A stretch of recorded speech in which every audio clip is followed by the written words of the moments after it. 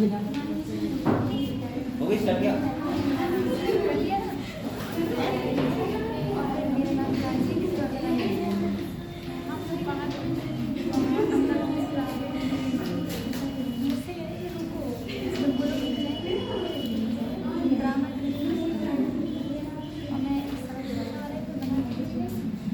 कल हम लोगों ने क्या पढ़ा था बेटा, एक बार आप लोग रिवाइज करो दीजिए और किसी को डाउट हो तो मुझसे क्लियर करो, ठीक है, जो हम लोगों ने कल पढ़ा था।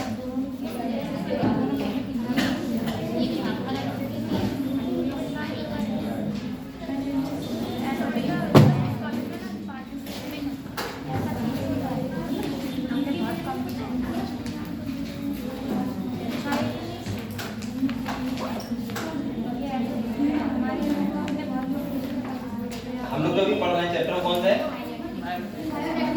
बायोटेक्नोलॉजी, ठीक है, तो उसको एक बार रिवाइज कर लो दीजिए।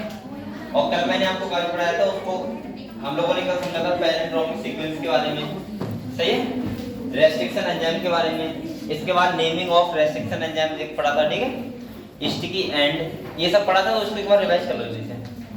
और किसी बच्चे को कोई डाउट हो तो मुझसे क्लियर करो।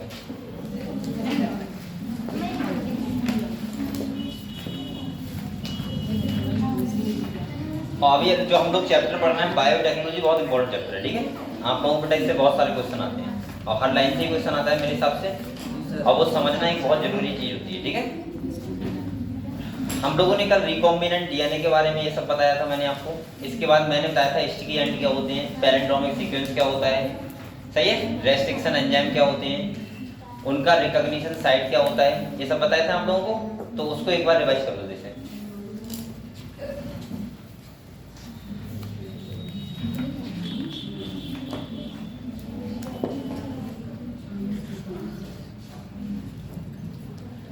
बच्चों का नंबर क्यों कम हो रहा है लगातार, ठंड बढ़ रही सी है हैं?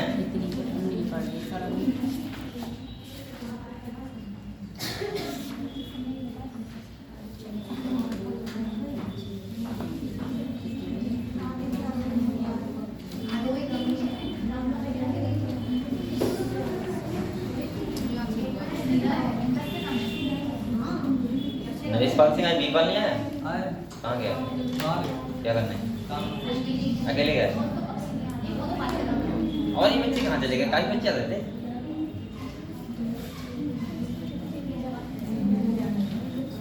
फिलहाल मैं आप लोग रिवाइज कर लो इसे, इसके बाद हम लोग अगले बढ़ेंगे, ठीक है।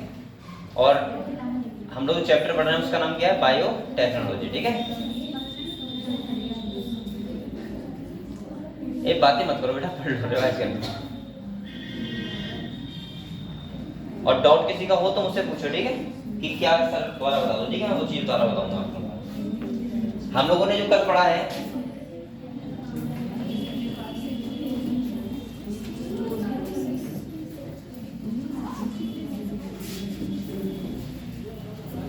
हम लोग कल जो पढ़ रहे थे बेटा, वो पढ़ रहे थे रेस्ट्रिक्शन एंजाइम के बारे में। किसके बारे में पढ़ रहे थे? मैंने जो कल स्टार्ट किया था, इधर देखो, बोलो मत। हम लोगों ने, मैंने आपको बताया था बायोटेक्नोलॉजी के दो प्रिंसिपल्स होते हैं, सही है, दो काम करने होते हैं। पहला होता है, क्या होता है बेटा, जेनेटिक इंजीनियरिंग। क्या होती है?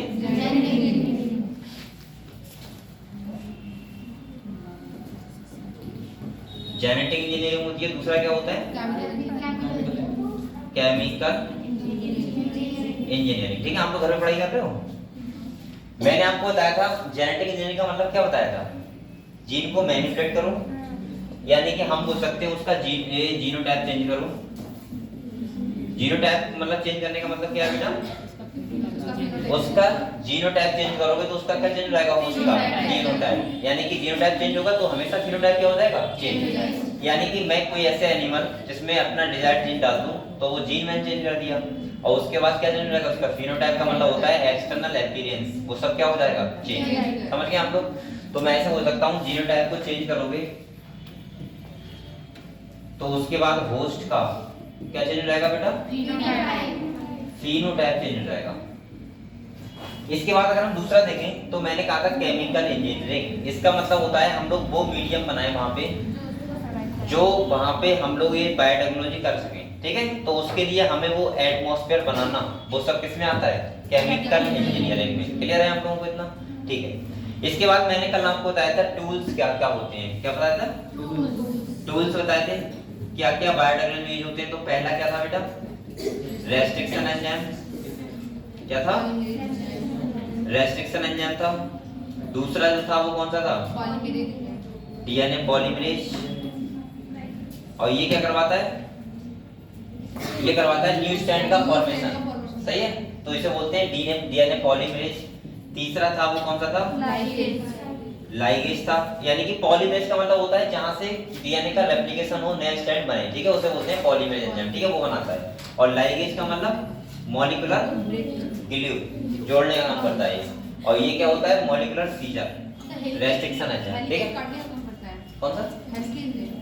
हेलिकेज तो बॉन्ड ब्रेक करता है, हम रेप्लिकेशन पढ़ेंगे तो वहां हाइड्रोजन बॉन्ड को ब्रेक करने का काम करता है कौन? हेलिकेज, ये जोड़ने का काम करता है। इसके बाद 3 ये हो गए। चौथा मैंने बेटा क्या बताया था? वेक्टर होना चाहिए। वेक्टर के रूप में प्लाज्मिड जिसे हम बोलते हैं, यानी कि बैक्टीरिया का एक्स्ट्रा क्रोमोसोमल डीएनए। और पांचवा मैंने बताया था क्या? Host organism. समझ गए? ये चीजें आपके पास होनी चाहिए तो आप क्या कर सकते हो? बायोटेक्नोलॉजी कर सकते हो, ठीक है। तो कल मैंने सबसे पहला चीज जो उठाया था वो उठाया था रेस्ट्रिक्शन एंजाइम। हम जो हमने पढ़ा था रेस्ट्रिक्शन एंजाइम के बारे में, क्या क्या पढ़ा था वो सबने देखो। मैंने पहले कहा था रेस्ट्रिक्शन एंजाइम को हम लोग बोलते हैं मॉलिक्यूलर सीजर। क्या बोलते हैं बेटा? मॉलिक्यूलर सीजर का मतलब होता है कैंची, है ना। सीजर का मतलब क्या होता है? कैंची। तो हम बोल सकते हैं कि जो रेस्ट्रिक्शन एंजाइम है उसको बोलते हैं हम लोग मॉलिक्यूलर सीजर। क्या बोलते हैं बेटा? मॉलिक्यूलर सीजर बोलते हैं। इस तरह गलत जाएगी मुझसे, चलो कोई बात नहीं, मॉलिक्यूलर सीजर बोलते हैं। इसके बाद मैंने आपसे कहा था कि इसको, इसके दो क्लास होते हैं, एक होता है एंडोन्यूक्लियस, एक होता है एक्सोन्यूक्लियस। अच्छा ये बताओ, एंडोन्यूक्लियस जो होता है वो क्या करता है? ये यानी कि एंड से नहीं करता है, बीच में से करता है, ठीक है, एंडोन्यूक्लियस। और एक्सोन्यूक्लियस करता है बाहर से, सही है। मैंने एक बार बताया था, मैंने कहा था हर रेस्ट्रिक्शन एंजाइम का एक रिकॉग्निशन साइट होता है। क्या होता है? रिकॉग्निशन साइट होता है। मतलब मैं बोल सकता हूँ रिकॉग्निशन साइट का मतलब होता है ये जहां से जो कट करेगा वो रेस्ट्रिक्शन एंजाइम वहीं से करेगा, ठीक है, कहीं और से नहीं कटेगा। और ये बनाते हैं पैलिंड्रोमिक सीक्वेंस। क्या बनाते हैं? Palindromic sequence. हम ऐसे बोल सकते हैं, ये बनाते हैं बेटा पैलिंड्रोमिक सीक्वेंस। और इसका मैंने मतलब बताया था कि यहाँ पे जो तुम दोनों तरफ से पढ़ो तो एक जैसे दिखे। जैसे मैंने कल आपको बताया था, क्या बताया था बेटा? मलयालम। ध्यान है आप लोगों को? सही है, मलयालम। दोनों तरफ से पढ़ोगे कैसा लग रहा है? इससे भी पढ़ोगे MAL बाई ए, गलत हो गया ये। अब सही है। और इधर से पढ़ोगे तब भी क्या होगा? सेम। इसका मतलब ये सीक्वेंस कौन सा है? पैलिंड्रोमिक सीक्वेंस है। हमने अगर डीएनए केस में देखा तो मैंने कहा था, ये देखो एक की पोलैरिटी होती है 5 प्राइम, तो दूसरी कितनी होती है? 3। तो यहाँ पे बोल सकता हूँ AGGCCT। और अगर हम इधर से देखेंगे तो क्या होगा? AGGCCT। ये तो था। इसका होगा पोलैरिटी 5 to 3, तो इसका कितना हो जाएगा बेटा? 5 to 3। एक बात और ध्यान रखना, वो ऐसे क्वेश्चन दे देते हैं कि आप लोग चक्कर में पड़ जाते हो फिर बाद में। अगर उसमें सोचो ये तो सही किया है, ये तो बिल्कुल ठीक है, पैलिंड्रोमिक सीक्वेंस बन रहा है, लेकिन अगर इसकी पोलैरिटी सही नहीं होगी तब भी आपको ऑप्शन क्या होगा? गलत होगा। एक तरफ अगर 5 to 3, दूसरी तरफ दूसरा स्टैंड हमेशा कैसा होता है? 3 to 5। ऐसा नहीं कि इधर भी लिख दिया 5 to 3, इधर भी लिख दिया 5 to 3, तुमने खाली बस ये देख लिया AGGCCT, गलत हो जाएगा, ठीक है। अब दूसरी बात है कि सर इसको पैलिंड्रोमिक सीक्वेंस की जरूरत क्या पड़ती है? स्टिकी एंड क्यों बनाते हैं? हां, 5 3 को किधर भी रख सकते हैं, मतलब पहले वाले में या फिर इसकी कोई पर्टिकुलर साइड होती है? पर्टिकुलर साइड होती है। अभी मैं ये रेप्लिकेशन पढ़ाऊंगा तो ट्रांसक्रिप्शन में आपको सही समझ में आएगा। ऐसा होता है बेटा, एक जो डीएनए रेप्लिकेशन होता है तो उसमें एक टेम्पलेट स्टैंड होता है तो अगर ये 5 to 3 है, एक बात सोचो, और ये कौन सा है? 3 to 5, तो इसकी जो पोलैरिटी होगी न्यू स्टैंड की वो नीचे से बनती है, तो इसकी तो होगी 5 to 3 जो कॉन्टिन्यूअस बनता है, और एक बनता है डिसकंटीन्यूअस, ठीक है, न्यू स्टैंड। तो हम लोग हाँ जो हम लोग पोलैरिटी लेते हैं बेसिकली 5 to 3 लेते हैं, ठीक है, टेम्पलेट स्टैंड की। दूसरा देखो, तो ये समझ गए क्यों बनाते हैं यहाँ पे ये एक पैलिंड्रोमिक सीक्वेंस जिससे स्टिकी एंड बन जाए। क्या बन जाए? Sticky and. और बेटा स्टिकी एंड का मतलब सिंपल सा होता है, मैंने कल आपको बताया था। स्टिकी एंड का मतलब ये होता है कि अगर हमेशा हमें पता है डीएनए में एडेनिन के साथ हमेशा थायमिन जुड़ता है और ग्वानिन के साथ हमेशा क्या जुड़ता है, साइटोसिन। थायमिन के साथ हमेशा एडेनिन और साइटोसिन के साथ ग्वानिन। अगर ये ऐसा ना होता अगर नहीं होता मान लिया, तो हमें क्या जरूरत थी पेरेंट डोमेन सीक्वेंस बनाने की? हमें तो स्टिकी एंड अपने आप बन जाते, भाई कोई सा भी किसी से भी बाइंड हो जाता। लेकिन ऐसा डीएनए केस में नहीं होता है, एडेनिन के साथ हमेशा थायमिन और ग्वानिन के साथ हमेशा साइटोसिन। समझ गए आप लोग की बात? ठीक है। अब देखो, कल हमने रेस्ट्रिक्शन एंजाइम के बारे में पढ़ लिया था, जितना पढ़ना था। इसके बाद मैंने आपको किसके बारे में पढ़ाया था बेटा? पॉलीमरेज के बारे में थोड़ा सुन ले रहा है, ठीक है, समझ ले रहे हैं। हालांकि वैसे हम पढ़ते हैं किसके बारे में, एक पॉलीमरेज के बारे में पढ़ते हैं डीएनए रेप्लिकेशन में। सिंपल सा पॉलीमरेज जो एंजाइम होता है बेटा, ये क्वेश्चन नीट में आ चुका है। डीएनए पॉलीमरेज पूछा था कि रेप्लिकेशन का मेन एंजाइम कौन सा होता है, तो होता है डीएनए डिपेंडेंट डीएनए पॉलीमरेज। इसका काम होता है हमेशा, ये जो वर्क करता है वो करता है हमेशा 5 प्राइम टू 3 प्राइम, ठीक है। ये न्यू स्ट्रैंड का क्या करवाता है, फॉर्मेशन, यानी कि न्यू स्ट्रैंड का फॉर्मेशन होता है यहाँ पे। और जब डीएनए रेप्लिकेशन होता है तो आप लोगों को पता होना चाहिए कि एक स्ट्रैंड हमेशा कैसा होता है, पेरेंटल होता है। कैसा होता है? और पेरेंटल का मतलब होता है एक स्ट्रैंड वर्क करता है टेम्पलेट स्ट्रैंड की तरह। और टेम्पलेट का मतलब सिंपल सा है कि हम लोग बोल सकते हैं, बेटा आप लोग बताओ, जब बेस पेयर होते हैं तो उसमें कैसे होते हैं दूसरे, कॉम्प्लीमेंट्री। कैसे होते हैं? कॉम्प्लीमेंट्री होते हैं। अब आप लोग बताओ, खुद बताना बेटा, ये आपको समझ जाओगे बेटा आराम से। देखो यहाँ देखो, ये डीएनए है, मान लिया क्या है, डीएनए है। यहाँ मैं कोई से बेस ले रहा हूँ, ए टी जी सी ऐसे ले रहा हूँ, एडेनिन सीक्वेंस है कोई, ठीक है। आप लोग पता है इसका कॉम्प्लीमेंट्री क्या होगा, थायमिन, इसका जे, इसका ये और इसका ये होगा। अब आप लोग सोचो, अगर मैं किसी टाइप से हाइड्रोजन बॉन्ड ब्रेक कर दूं, सही है, और वो एंजाइम होता है हेलिकेज। कौन सा होता है? हेलिकेज। ये बॉन्ड ब्रेक करता है, और बॉन्ड ब्रेक होगा तो ये स्ट्रैंड सेपरेट नहीं रहेंगे, उसको बोलते हैं रेप्लिकेशन फॉर्म। क्या बोलते हैं? Replication form. वो हम डिटेल में पढ़ेंगे जब हम पढ़ेंगे रेप्लिकेशन, ठीक है, जेनेटिक्स में। यहाँ समझ लो फिर भी, ये देखो, इसके बाद ये स्ट्रैंड मान लिया ऐसे हो गए, अनवाइंड हो गए, तो एक की पोलैरिटी इस स्टैंड पर रहेगी, एक की पोलैरिटी उस स्टैंड पर रहेगी। अब आप लोग देखो, अगर यहाँ पे A है, यहाँ पे क्या है T, यहाँ पे G, यहाँ पे C और यहाँ पे A, तो आप लोग बताओ यहाँ T, यहाँ A, यहाँ C, G, T, यही तो रहेगा। ये बात समझे आप लोग? अब मैं डीएनए पॉलीमरेज से न्यू स्टैंड बनवा दूं, तो इसने एक स्टैंड यहाँ बना दिया, एक स्टैंड। अब बताओ इस स्टैंड की पोलैरिटी कैसी होगी, T, A, C, G, T, यही तो रहेगी, ये कॉम्प्लीमेंट्री होते हैं। और इसकी क्या रहेगी, A, T, G, C, A। क्या होगा बेटा? चलो कोई बात नहीं, फोन आ जाते हैं। इसके बाद एक बार हमारे सर पढ़ा रहे थे केमिस्ट्री वाले, ध्यान आ गया मुझे, 12th में था तो क्या हुआ था, वो उन्होंने कह दिया था जिसका फोन बोला नाली में फेंक दिया जाएगा। ऐसा होता नहीं है, बीच में डिस्टर्ब हो जाता है, एकदम बोल जाएगा फोन तो। और बच्चे स्टार्टिंग में तुमने देखा, अब तो बच्चे ट्यून सही लगा लेते हैं, पहले बहुत रोमांटिक ट्यून लगाते थे, गाने वाली होता नहीं है, वैसे पुराने गाने वाली। और वो फोन होते थे बिंगी टाइप की, जो अगर एक फोन बोला तो बराबर रूम में भी आवाज पहुंच जाएगी, इतना देर होता था। तो उन्होंने कह दिया कि जिसका फोन बोला उसका वो नाली में दिया जाएगा। जस्ट अगले दिन सर का ही बोल गया। अब बच्चे बोले सर अब नाली फेंकना पड़ेगा, तो उन्हें चलो कोई बात नहीं कहेंगे वो। ये देखो बेटा, ये देखो, आप लोग बताओ क्या ये प्रोसेस डीएनए रेप्लिकेशन नहीं हो गई? हो गया रेप्लिकेशन। और रेप्लिकेशन अभी हुआ, ऐसे नहीं होता है, लेकिन मैं समझाने के लिए बता रहा हूं खाली। अब आप लोग बताओ क्या ये वाला डीएनए, ये वाला डीएनए, ये वाला डीएनए सेम नहीं है? बिल्कुल सेम है, बिल्कुल। तो ऐसे होता है डीएनए रेप्लिकेशन, इसमें हेल्प करता है कौन सा एंजाइम, डीएनए पॉलीमरेज। ये हम डिटेल में बात मत करेंगे, कोई दिक्कत नहीं। इसके बाद एक एंजाइम और होता है बेटा, जिसका नाम होता है लाइगेज। क्या होता है? लाइगेज। अगर हम कट करेंगे कोई डिजायर्ड जीन या सेगमेंट किसी डीएनए का, रेस्ट्रिक्शन एंजाइम, तो उसे जोड़ना भी तो पड़ेगा, और जोड़ने का काम कौन करता है? लाइगेज। क्लियर है?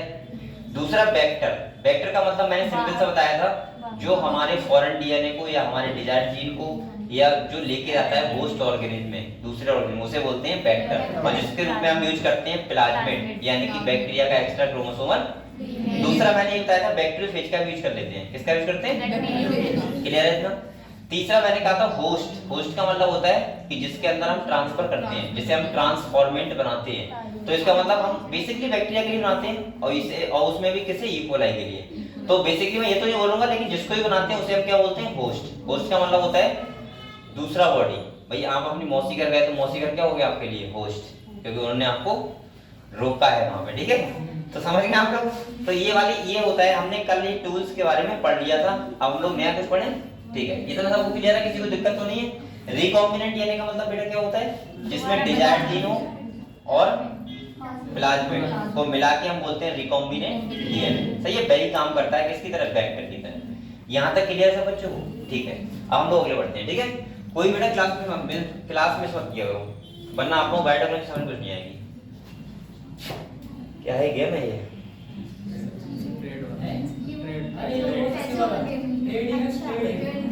बहुत बच्चे इसमें खेले होंगे, यहाँ पे बैठे हैं। ट्रेनिंग खेले हम लोग? ये हट कब रहा है? कह रहा है खेलना पड़ेगा। यही चल रहा है बेटा। ये तो हमने पढ़ लिया था, जेनेटिक और केमिकल इंजीनियरिंग पढ़ लिया था। इसके बाद हमने ये सब पढ़ लिया था। हम लोग कहाँ पे थे ये बताओ? तो ये देखो, ये है रिकॉम्बिनेंट डीएनए, ठीक है।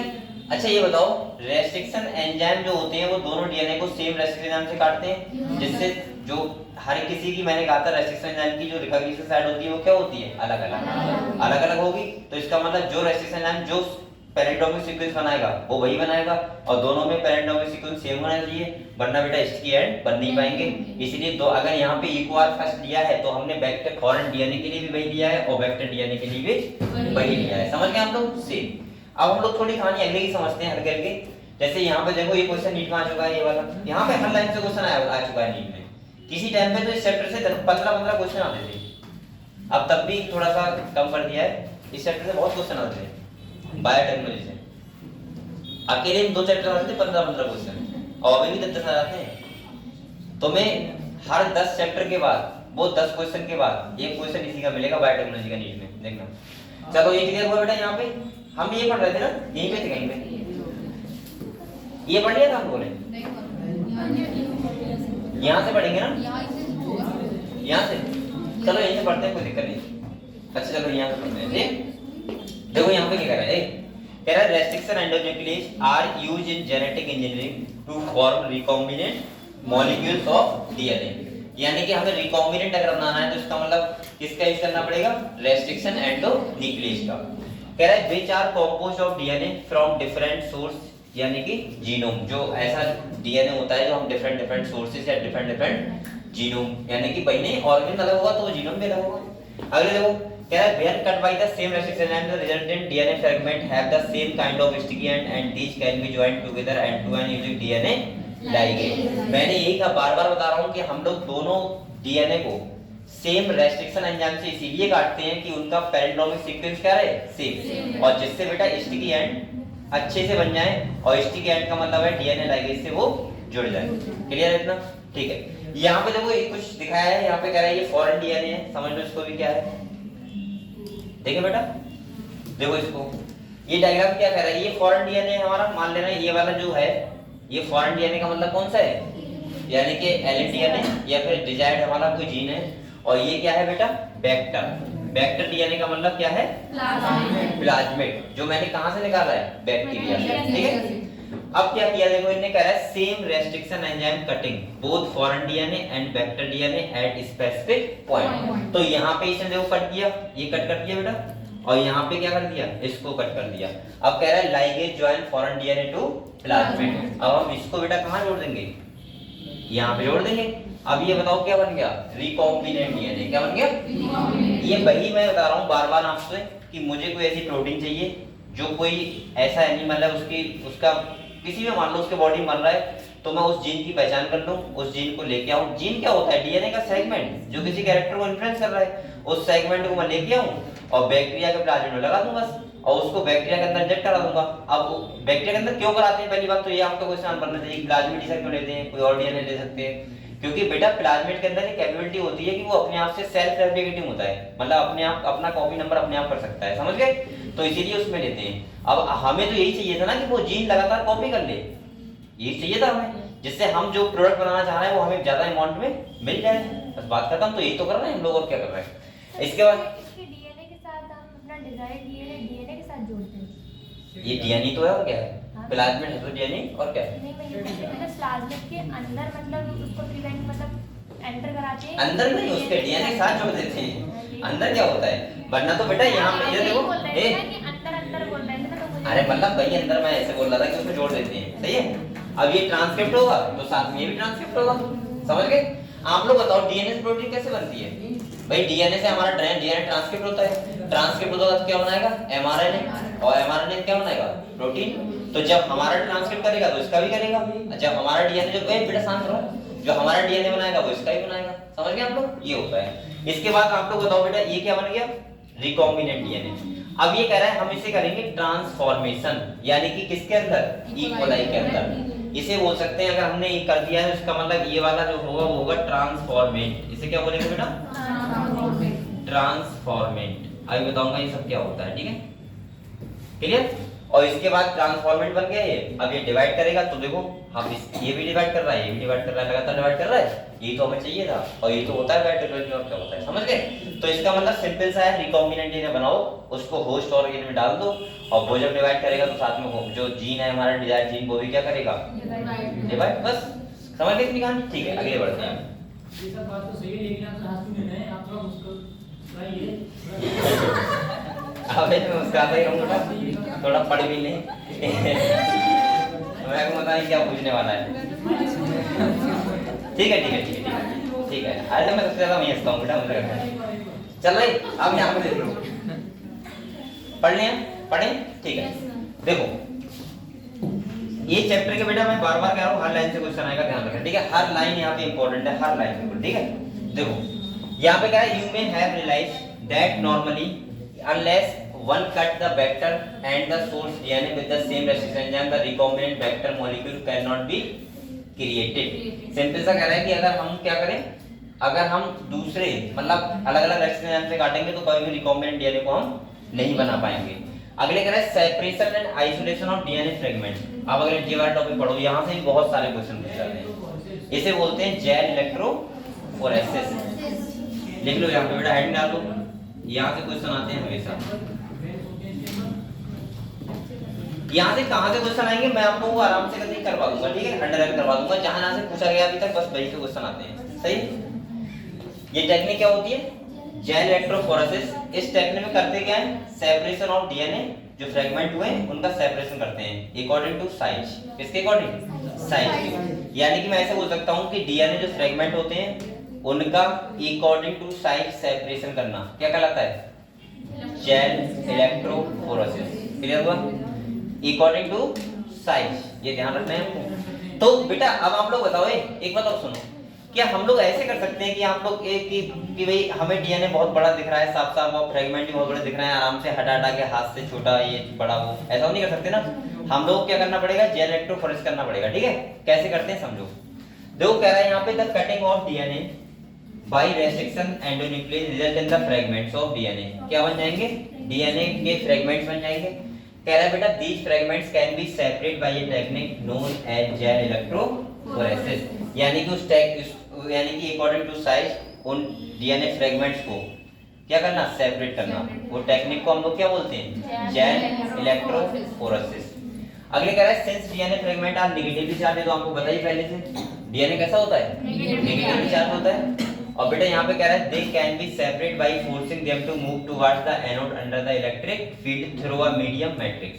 अच्छा ये बताओ, अगर कोई पॉजिटिव चार्ज है और पॉजिटिव चार्ज है तो वो क्या होते हैं, रिपेयर मतलब एक दूसरे के दूर आते हैं ना। और अगर अपोजिट चार्ज है, एक तरफ पॉजिटिव एक तरफ अट्रैक्ट करते हैं। अब आप लोग एक बात बताओ मुझे, अगर मान लिया मैं ऐसे करके, अब आप लोग बताना ये फ्रेगमेंट्स हैं डीएनए के, ठीक है, एक ये है, एक ये और छोटा एक छोटा है, सही है। और एक तरफ नेगेटिव चार्ज है और एक तरफ कौन सा चार्ज है, पॉजिटिव। तो आप लोग बताओ जो अगर फोर्स मान लिया जो छोटा है सबसे, वो सबसे आगे नहीं जाएगा अपने आप क्या, और सबसे बड़ा होगा वो दूर नहीं भाग जाएगा, क्योंकि जो सबसे बड़ा होगा सबसे जो बड़ा होगा वो ज्यादा रिपेल करेगा, ज्यादा करेगा, मतलब चार्ज ज्यादा होगा और ज्यादा वो क्या करेगा, रिपेल करेगा। आपको ये समझ पा रहे हैं, फिजिक्स केमिस्ट्री को लगा दो, ठीक है। एनोड का मतलब क्या होता है, और कैथोड मतलब पता है आप लोगों को, ठीक है। तो पॉजिटिव नेगेटिव चार्ज होते हैं वो क्या करते हैं, दूर दूर भागते हैं, सही है, ठीक। तो यहाँ पे वही हम टेक्निक अपनाएंगे। और ये मुझसे कौन करा था, पॉजिटिव पॉजिटिव तो दूर आते हैं।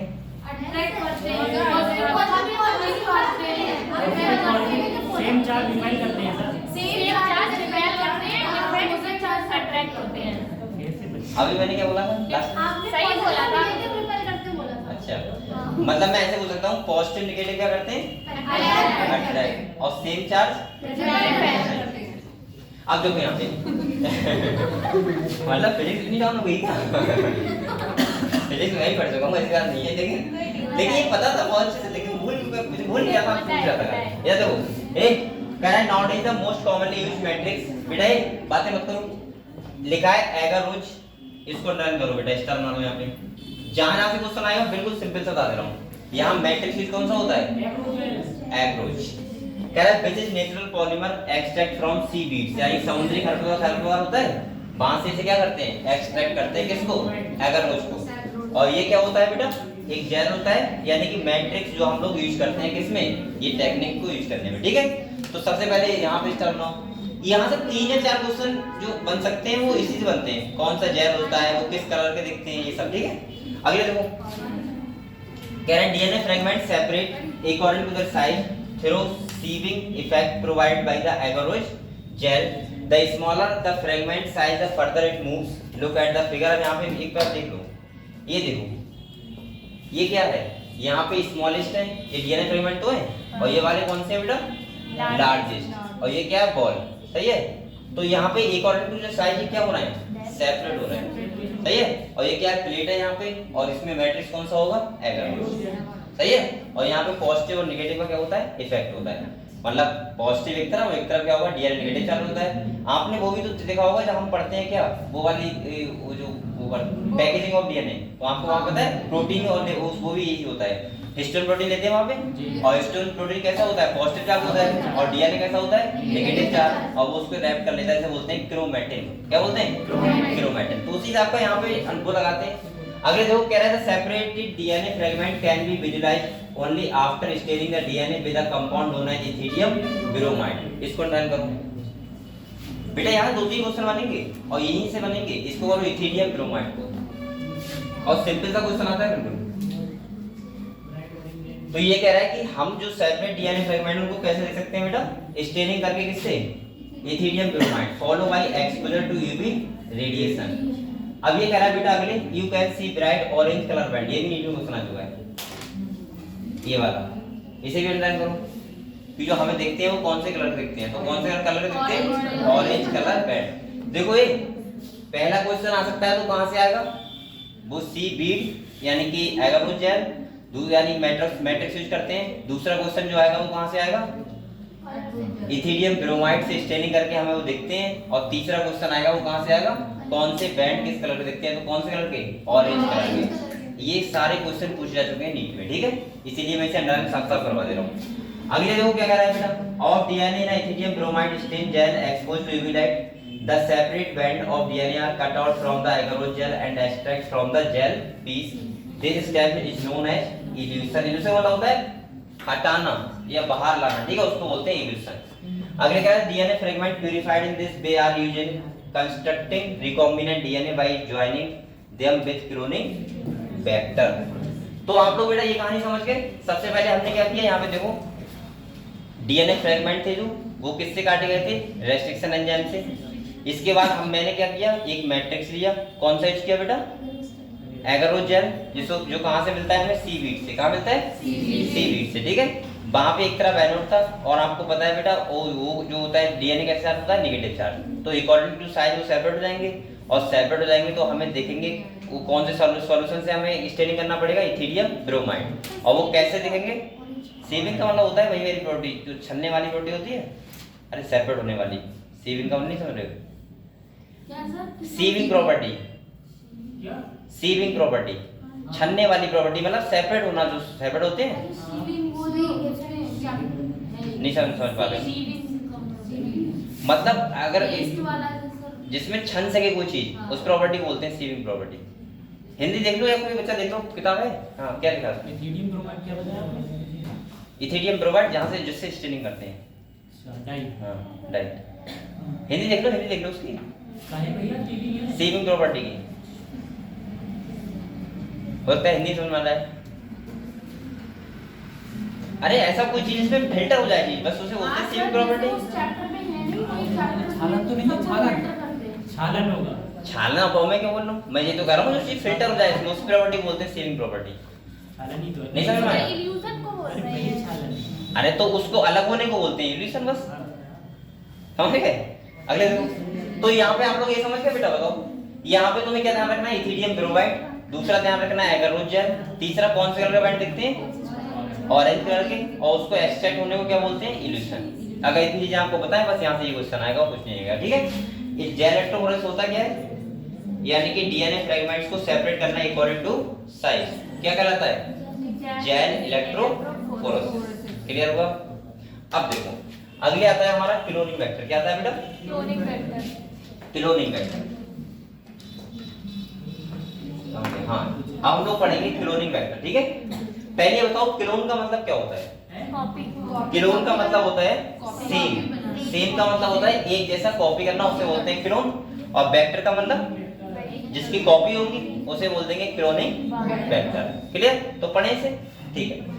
जो कह रहा है यू नो दैट प्लाज्मिड, पहला क्या हो गया बेटा, प्लाज्मिड, और दूसरा bacteriophage have the ability to replicate within bacterial cell independent of the control of chromosomal DNA। यानी कि इनके पास एक कैपेबिलिटी होती है कि ये सेल्फ रेप्लिकेटिंग होते हैं। कैसे होते हैं? सेल्फ रेप्लिकेटिंग मतलब होता है अपने आप से अपनी ये क्या कर लेते हैं, कॉपी कर लेते हैं, ठीक है। क्योंकि उनके इनके पास ORI साइट भी होती है, इनके पास ये बताऊंगा एक और एक जगह होती है, से बोलते हैं ROP। अभी हम देखेंगे PBR322 में, वहां पे ऐसी प्रोटीन बनती है जो हेल्प करती है किसमें, रेप्लिकेशन, ठीक है। अगले देखो बेटा, कह रहा है bacteriophage because of their high number per cell have very high copy number of their genome within the bacterial cell. अब ये कह रहा है बेटा इसके जो बैक्टीरियोफेज का हम इश्यू करते हैं, क्योंकि ये क्या करता है, मैंने पहले भी आपको बताया था, बैक्टीरियोफेज जब क्या करता है, इन्फेक्शन करता है, तो वो अपना जेनेटिक मैटेरियल ट्रांसफर करता है। ये इसका यूज जेनेटिक्स में उसने भी किया था, किसने, हर्शी और चेस एक्सपेरिमेंट जो पढ़ते हैं हम लोग, वहां पे उन्होंने यही यूज किया था। तो उन्हें जेनेटिक मटेरियल, अब ये क्या करता है, बैक्टीरियोफेज क्या करता है, अपने डीएनए को, वो जो सेल का डीएनए होगा उससे क्या कर लेगा, ऐड कर लेगा, और उसके बाद क्या होता है, रेप्लिकेट करने लगता है उसके साथ ही साथ, वो रेप्लिकेट करेगा तो ये भी करेगा, समझ गए, ये चीज होती है। अगले कह रहा है बेटा, सम प्लाज्मिड में हैव ओनली 1 और 2 कॉपी पर सेल व्हेयरएज अदर में हैव 15 से 100 कॉपी पर सेल। सोचो इतना ज्यादा अपने आप को रेप्लिकेट कर सकते हैं। कह रहा है their number can go even higher if we are able to link an alien piece of DNA with the bacteriophage of plasmid DNA, we can multiply its number equal to the copy number of the plasmid or bacteriophage. Vector used at present are engineered in such way that they help easy linking of foreign DNA and selection of recombinant from non-recombinant। यानी कि यहाँ पे मैं आपको और बताऊंगा, vector के बारे में समझोगे आपको तो आपको और चीजें पता लगेंगी। ये रिकॉम्बिनेंट क्या है, नॉन रिकॉम्बिनेंट क्या है, ट्रांसफॉर्मेंट क्या है, और नॉन ट्रांसफॉर्मेंट क्या होता है।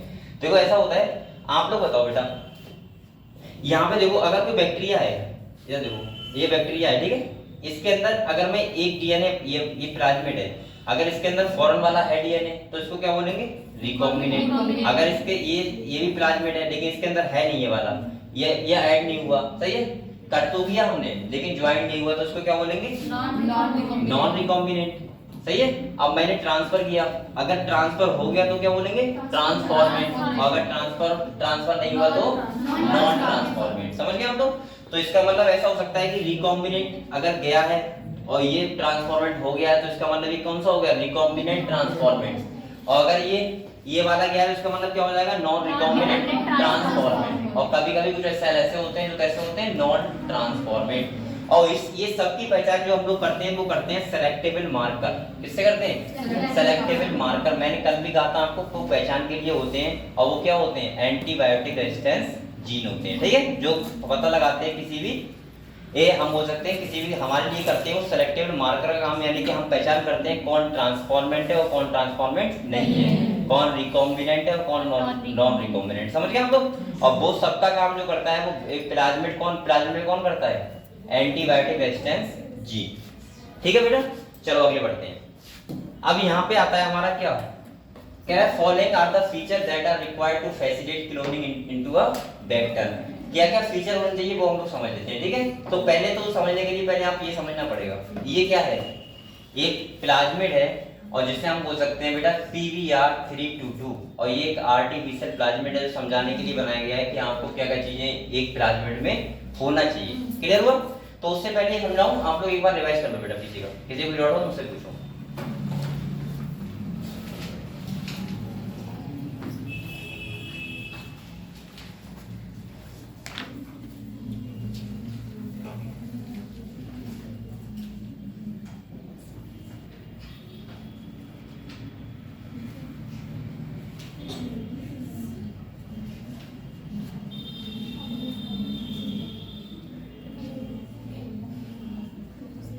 हाँ ठीक है।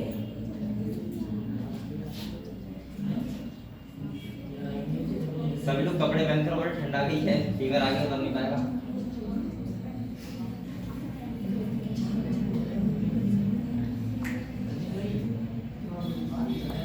सर आपको नहीं लगती? आपको ठंडी लगती? लगती है, मैं क्या करूँ, पढ़ाता हूँ तो ठंडा लगती है।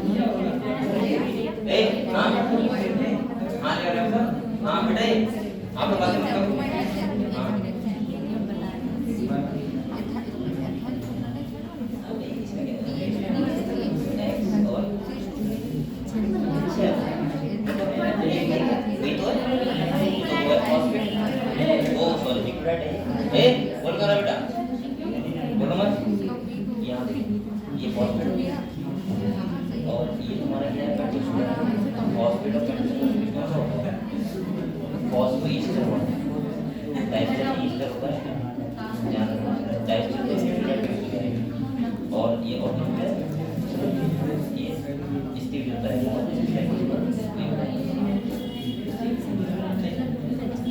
हाँ बताओ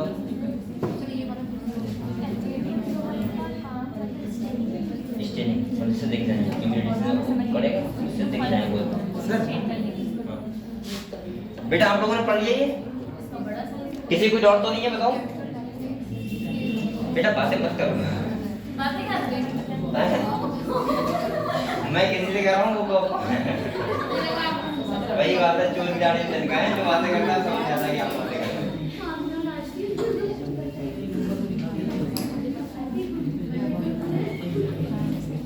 किसी को जोड़ो तो पूछते रहो ठीक है चलिए फिर हम लोग पढ़ते हैं क्योंकि ये बेटा बहुत इंपॉर्टेंट चैप्टर है पढ़ लो लेकिन आप बोल दो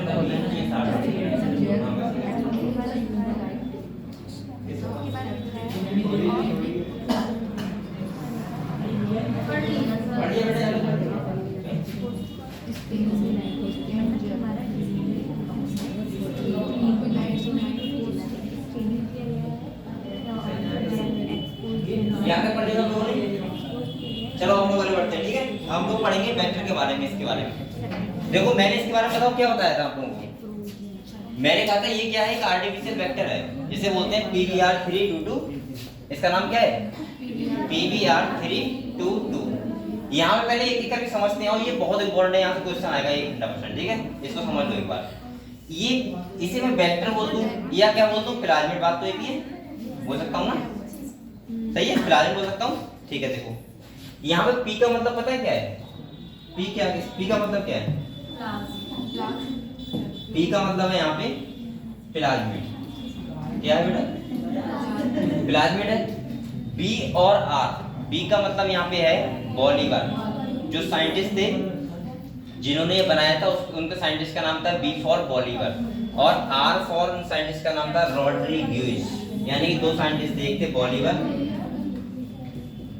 और ये कौन से थे बेटा रॉड्रिग्यूज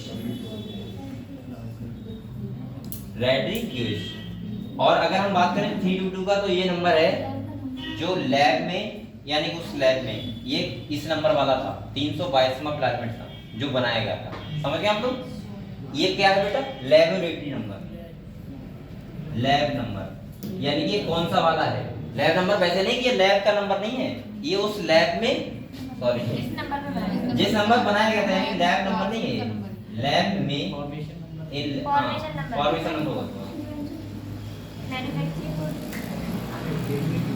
अरे समझ जाओगे आप लोग ये बताओ मतलब लैब में किस नंबर का ये प्लाज्मिड है वो है ठीक है दूसरा बेटा समझो मैंने कहा था अगर कोई प्लाज्मिड होता है उसके पास एंटीबायोटिक रेजिस्टेंट जीन होते हैं क्या होते हैं अगर यहाँ पे अगर हम बात करें हाँ वो लैब का फॉर्मेशन होगा अरे होगा चलो समझ तो गए आप लोग इधर देखो यहाँ पे देखो दो क्या है एंटीबायोटिक रेजिस्टेंस जीन है, जिसमें एक है बेटा एम्पिसिलिन, दूसरा कौन सा है टेट्रासाइक्लिन।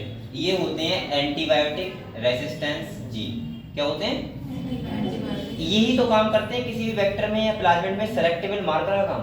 जो मैं कह रहा था सेलेक्टेबल मार्कर यानी कि पहचान कौन बनाता है, तो कौन बनाता है? ये होता है, इसका नाम होता है एम्पिसिलिन। क्या होता है? और इसका नाम क्या, इसका नाम क्या होता है? टेट्रासाइक्लिन। ये क्या होते हैं? एंटीबायोटिक रेजिस्टेंस जीन होते हैं। ये दो क्यों है वो भी बताऊंगा, ठीक है? इनका दो का क्या काम होता है। अब आप लोगों को ध्यान रखना है, देखो इसमें एक ओआरआई साइड होती है जो मैंने कहा था ओरिजिन ऑफ रेप्लिकेशन, जहां से कोई भी डीएनए होता है वो स्टार्ट करता है रेप्लिकेशन, ठीक है? और ये कौन सी साइड होती है? जहां पे एडेनिन थाइमिन ज्यादा होते हैं, मतलब जहां पे एक बोलो मत, जहां पे डबल हाइड्रोजन बॉन्ड क्या होते हैं? ज्यादा होते हैं। ओआरआई साइड है। अगर हम आरओपी की बात करें तो इसे बोलते हैं रिप्रेसर ऑफ प्राइमर, यानी कि मैं ऐसे बोल सकता हूं कि यहाँ पे जो आरओपी साइड वाली साइड होती है ये बनाता है क्या, वो प्रोटीन जो हेल्प करती है किसमें? रेप्लिकेशन में। समझ गए? तीसरा देखो, आप लोगों को यहाँ पे ध्यान क्या रखना है, मेन चीज बहुत जरूरी है। देखो क्या क्या ध्यान रखना है, ये सब हटा दो, मैंने लिखा है, लिख रहे हैं क्या आप लोग? लिख रहे हो? लिख रहे तो लिख रहे हो। यहाँ से क्वेश्चन आता है, ध्यान रखना।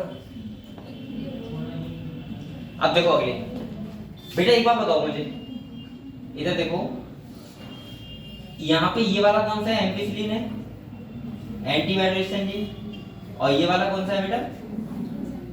कौन सा है? टेट्रासाइक्लिन। टेट्रासाइक्लिन तो है ये वाला। अब यहाँ पे ये देखो आप लोग कि यहाँ पे एक ये क्या है, बाम एच फर्स्ट हो गया, साल एच फर्स्ट हो गया, इसके बाद तुम्हारा पीएसटी फर्स्ट हो गया, बीवीयू फर्स्ट हो गया। ये क्या है? ये है रेस्ट्रिक्शन एंजाइम की रिकॉग्निशन साइट। मैं ऐसे बोल सकता हूँ रेस्ट्रिक्शन साइट है ये। रेस्ट्रिक्शन एंजाइम, ये सब क्या है? रेस्ट्रिक्शन एंजाइम तो है ये वाला, ये सब एक बार फर्स्ट हो गया, सब क्या है? Restriction enzyme. अब आप लोग देखो, यहाँ पे समझने वाली बात ये है, यहाँ पे पहले टोटल गिनो कितने रेस्ट्रिक्शन नाम है? 1 2 3 4 5 6 7 और ये कौन सा है? 8। ये 8 ही तो है यहाँ पे, कितने? 8 है। बेटा यहाँ पे एक बार बताओ मुझे, आप लोग पहले तो ध्यान रखना है कि जो टेट्रासाइक्लिन है एंटीबायोटिक रेजिस्टेंस और बाम एच फर्स्ट और साल फर्स्ट का जो रेस्ट्रिक्शन साइट है या रिकॉग्निशन साइट है वो कौन सी है? टेट्रासाइक्लिन वाली। यानी कि देखो जब भी हम लोग कोई बैम, जैसे हमने बैम एच फर्स्ट है रेस्ट्रिक्शन एंजाइम, अगर इसको हम यूज करेंगे किसके लिए? फॉरेन डीएनए या डिजायर जीन को जोड़ने के लिए, तो आप लोग बताओ क्या ये टेट्रासाइक्लिन वाला हट नहीं जाएगा? ये खत्म हो जाएगा ना। लेकिन फिर भी सिलेक्टेबल मार्कर की तरह काम कौन करेगा? एम्पिसिलिन। कौन करेगा? और एक बात और बताऊं बेटा, हमेशा जो अंदर वाले होते हैं, जो सिलेक्टेबल मार्कर के अंदर वाले होते हैं, वही रेस्ट्रिक्शन एंजाइम यानी कि उन्हीं की रिकॉग्निशन साइट सही होती है, बकाया ये वाली कोई काम की नहीं होती है। तो दूसरा आप लोगों को ये ध्यान रखना है खाली यहाँ पे किसी भी तरीके से एम्पिसिलिन जो है उसके कौन से रेस्ट्रिक्शन एंजाइम जो रिकॉग्निशन साइट है कौन से एंजाइम की, और यहाँ पे टेट्रासाइक्लिन की कौन से एंजाइम की है। कोई ट्रिक बना लो चाहे कुछ भी कर लो बेटा, यहाँ से क्वेश्चन 100% आने चांस है। मैंने क्या बताया? और सर जो ऊपर होंगे वो कौन से? ये वाले। ये इसलिए है बेटा, ये इसकी रिकॉग्निशन साइट तो है लेकिन हमें सेलेक्टेबल मार्कर से उसका पता नहीं लग पाता है, इसलिए हम उनका यूज करते नहीं। बेसिकली कट तो वो भी कर देंगे। सिलेक्टेबल मार्कर इसलिए करते हैं इससे हम पहचान पाए रिकॉम्बिनेंट और नॉन रिकॉम्बिनेंट कौन सा है, और इससे हम ये पहचान पाए कि कौन सा क्या है रिकॉम्बिनेंट और कौन सा नॉन रिकॉम्बिनेंट, कौन सा ट्रांसफॉर्मेट और कौन सा। ये पहचान करने के लिए हम यूज करते हैं कौन सी वाली रिकॉग्निशन साइट, यानी कौन से वाले एंजाइम जो सिलेक्टेबल मार्कर वाली जगह के अंदर होते हैं। समझ गए आप लोग? जिससे हम अगले इलाके में फायदा मिल जाए, वही बताऊंगा मैं आपको। सर बैक क्या है? कौन सा? ये सब रेस्ट्रिक्शन एंजाइम है। ये सब क्या है? Restriction enzyme. इनको ये ध्यान रखना है कि इसकी रिकॉग्निशन साइट कौन सी है। अब आप लोगों को बेटा ये ध्यान रखना बेटा, यहाँ पे 2 है देखो, और यहाँ पे भी कितनी है? 2। और ये आप लोगों को बेटा नाम पता होना चाहिए, यहाँ से 100% कौन सा क्वेश्चन आने की पूरी चांस है कि एम्पिसिलिन वाले जो एंटीबायोटिक रेजिस्टेंस जीन है वहां पे कौन से एंजाइम रेस्ट्रिक्शन एंजाइम की रिकॉग्निशन साइट होती हैं, उनका नाम बताओ। ऐसे क्वेश्चन 100% आएगा, ठीक है? और आप लोगों को चाहे कुछ भी याद मत करो, ये 2 और ये 2 जरूर याद कर लो। टेट्रासाइक्लिन और एम्पिसिलिन क्या है? एंटीबायोटिक रेजिस्टेंस जीन है, और उन जीन पे कौन से रेस्ट्रिक्शन एंजाइम की क्या है रिकॉग्निशन साइट। उन एंजाइम के नाम आपको पता होनी चाहिए। हो सकता है आपको ये क्वेश्चन 100% मिल जाए यहीं से बस। और ये बहुत ज्यादा कठिन नहीं है, आप लोग इसको घर पे जाके 2-3 बार कॉपी बनाना, बस याद हो जाएंगे। सही है, एक बार बना के देखना घर पे जाके, ठीक है। अरे तुम कुछ करते हो घर पे जाके, नहीं करते हो हैं? सोते रहते हो खाली? क्या सोते रहते हो क्या कब घर पे जाके? ये तो रात में नहीं, घर पे अगर नींद लग गई तो सो जाते लेकिन पढ़ाई की सही है, पढ़ाई किया करो बेटा। और यहाँ पे देखो, यहाँ पे ये कह रहा है कि मैं आपको ये बता रहा हूँ कि 3 बार बना के देखना बस, एक बार अपने आप से, और ये आपके दिमाग में छप जाएगा। और अगर आपके दिमाग में एक बार छप गया, PVU से अच्छा ये भी वही है ना? कौन सा? PVU हाँ ये भी रेस्ट्रिक्शन यहाँ है, इधर देखो। सेकंड वाला क्या हाँ है? ये भी, अरे इधर देख लो आप लोग, यहाँ टोटल जो है वो 8 रेस्ट्रिक्शन एंजाइम है। सर इसके लिए भी कोई वो नहीं है। इसका भी यूज हम लोग नहीं करेंगे। ये कट तो कर देगा, लेकिन बेटा हमें यहाँ से कट क्यों करवाना है, वरना हमारा नुकसान हो जाएगा ना। हम लोग कैसे पहचान पाएंगे बाद में रिकॉम्बिनेंट कौन सा है, नॉन रिकॉम्बिनेंट कैसा है? मतलब इसकी पहचान के लिए हमेशा हम इन्हीं दो साइड से कट करते अब देखो एक बात सुनो आप लोग, बेटा एक बात देखो, अगर मान लिया मैंने साल फर्स्ट है, ये ध्यान समझना, अभी आपको एक समझ नहीं आ रहा है ना, ये समझो पहले। यहाँ देखो, अगर किसी बच्चे को समझ में आएगा तो पूछ लिया करो, मुझे पता है बैटल नहीं चल रही है, एकदम से आपको समझ में दिमाग में नहीं फंसेगी, इसलिए आप लोग पूछते रहा करो, ठीक है। एक बात बताओ, अगर मैंने यहाँ पे साल फर्स्ट है, ये सही है, इसका यूज किया रेस्ट्रिक्शन एंजाइम का, किसके लिए? रिकॉम्बिनेंट इसको बनाने के लिए। यानी कि मुझे क्या डालना है, एलियन डीएनए जोड़ना है, यानी कि मैं बोल सकता हूँ हमारा डिजायर्ड जीन जोड़ना है। मैंने किया साल फर्स्ट का यूज कर लिया। अब आप लोग बताओ, वो जो पीस होगा ऐसे, वो कहाँ लगेगा? यहीं तो लगेगा, यहाँ लग गया, इसको कट करके यहाँ लग गया, बन गया रिकॉम्बिनेंट डीएनए, क्योंकि यहाँ पे क्या लगा हुआ है बेटा? Desired gene. अब ये वाला रिकॉम्बिनेंट है, हो सकता है दूसरा रिकॉम्बिनेंट ना बनाओ, ये समझ में आया? हो सकता है। दूसरा रिकॉम्बिनेंट ना बनाओ, तो एक होगा नॉन रिकॉम्बिनेंट और ये कौन सा होगा? Sir recombinant. जिसमें डिजायर्ड जीन नहीं होगा वो नॉन रिकॉम्बिनेंट होगा। बस, और जिसमें होगा वो कौन सा होगा? रिकॉम्बिनेंट। हाँ सर तो जिसमें हम ऐड करेंगे वही तो बनेगा, वरना अगर नहीं ऐड करेंगे तो नहीं बनेगा। अरे बहुत सारे ऐसे हो जाते हैं कि वहां पे वर्क नहीं होता है, या फिर ये कट तो हुआ लेकिन बाद में रीजॉइन हो गया, फिर से रीजॉइन होगा, तो ये प्रॉब्लम हो जाती है कभी। हाँ, क्योंकि यहाँ पे हम लोग क्या करते हैं, एक साथ में कई सारे एंजाइम मिलाते हैं, डीएनए लाइगेज मिला दिया, रेस्ट्रिक्शन एंजाइम में मिला दिया। अब कभी कभी क्या हो गया, रीजॉइनिंग हो गई। रीजॉइनिंग का मतलब रिकॉम्बिनेंट डीएनए को बना ही नहीं। हाँ ऐसा हो जाता है, समझ गए आप लोग। अब आप लोग बताओ, इधर देखो, अगर ये वाला है, ये वाला ठीक है, अगर मैं इसको टेट्रासाइक्लिन, किसमें बेटा? टेट्रासाइक्लिन जो ये ड्रग्स होगा, उस अगर ये मीडियम होगा उसमें मैं ग्रो करवाऊं, तो क्या ये वाले ग्रो करेंगे? नहीं करेंगे ना, क्योंकि इनके अंदर है ही नहीं। और वो वाले क्या कर जाएंगे? नॉन रिकॉम्बिनेंट वाले ग्रो कर जाएंगे, सही है। और अगर यहाँ पे मैं क्या करूं, एम्पिसिलिन में करवाऊं, तो कौन से ग्रो कर जाएंगे? ये भी ग्रो कर जाएगा, और वो वाला भी तो कर जाएगा, वहां पे तो होगा ना। तो फिलहाल में हम एक से ये पता लगाते हैं रिकॉम्बिनेंट कौन सा है और नॉन रिकॉम्बिनेंट कौन सा है, ठीक है। और उसके बाद एक से पता लगाते हैं हम लोग कि ट्रांसफॉर्मेंट कौन सा है और नॉन ट्रांसफॉर्मेंट कौन सा है, ठीक है। मैं ये बताऊंगा प्रोसेस, पहले आप लोग ये सब पढ़ लो, ठीक है, इसके बाद ये हम पढ़ेंगे बाद में। तो पहले ये बताओ, आप लोग वेक्टर के बारे में समझ गए अभी? इसके बारे में बताओ, किसी भी डाउट है? इसके बारे में चलो फिर बता रहा हूँ, देखो सर वो ऐड कैसे होता है ये सब नहीं बोल रहे हैं, कैसे आप एक बार बना कर बता दीजिए। कैसे ऐड करना है? ऐड ही होगा हर बार में। रिकॉम्बिनेंट और नॉन रिकॉम्बिनेंट हाँ। और और ट्रांसफॉर्मेंट। नॉन किस बेस पे मतलब बोलेंगे तो अगर नहीं होगा तो आप इधर देखो, इधर देखो, ए चलो समझ लो, यहाँ पे देखो, रुक जाओ, यहाँ पे देखो, देखो एक बात सुनो, चलो देखो इधर, ये एक प्लाज्मिड है, क्या है बेटा? ये प्लाज्मिड है, सही है।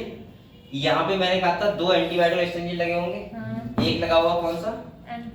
ये मान लो एम्पिसिलिन लगाए, और एक लगाए टेट्रासाइक्लिन, 2 लगे, ठीक है, इतना क्लियर है। जी सर। अब यहाँ पे मैं ये कह रहा था उनसे कि अगर मान लीजिए सेल फर्स्ट है, ये तो था, ये एंजाइम जो रेस्ट्रिक्शन एंजाइम है, इसका रिकॉग्निशन साइट कौन सा है बेटा? ये वाला है यहाँ पे, समझ गए?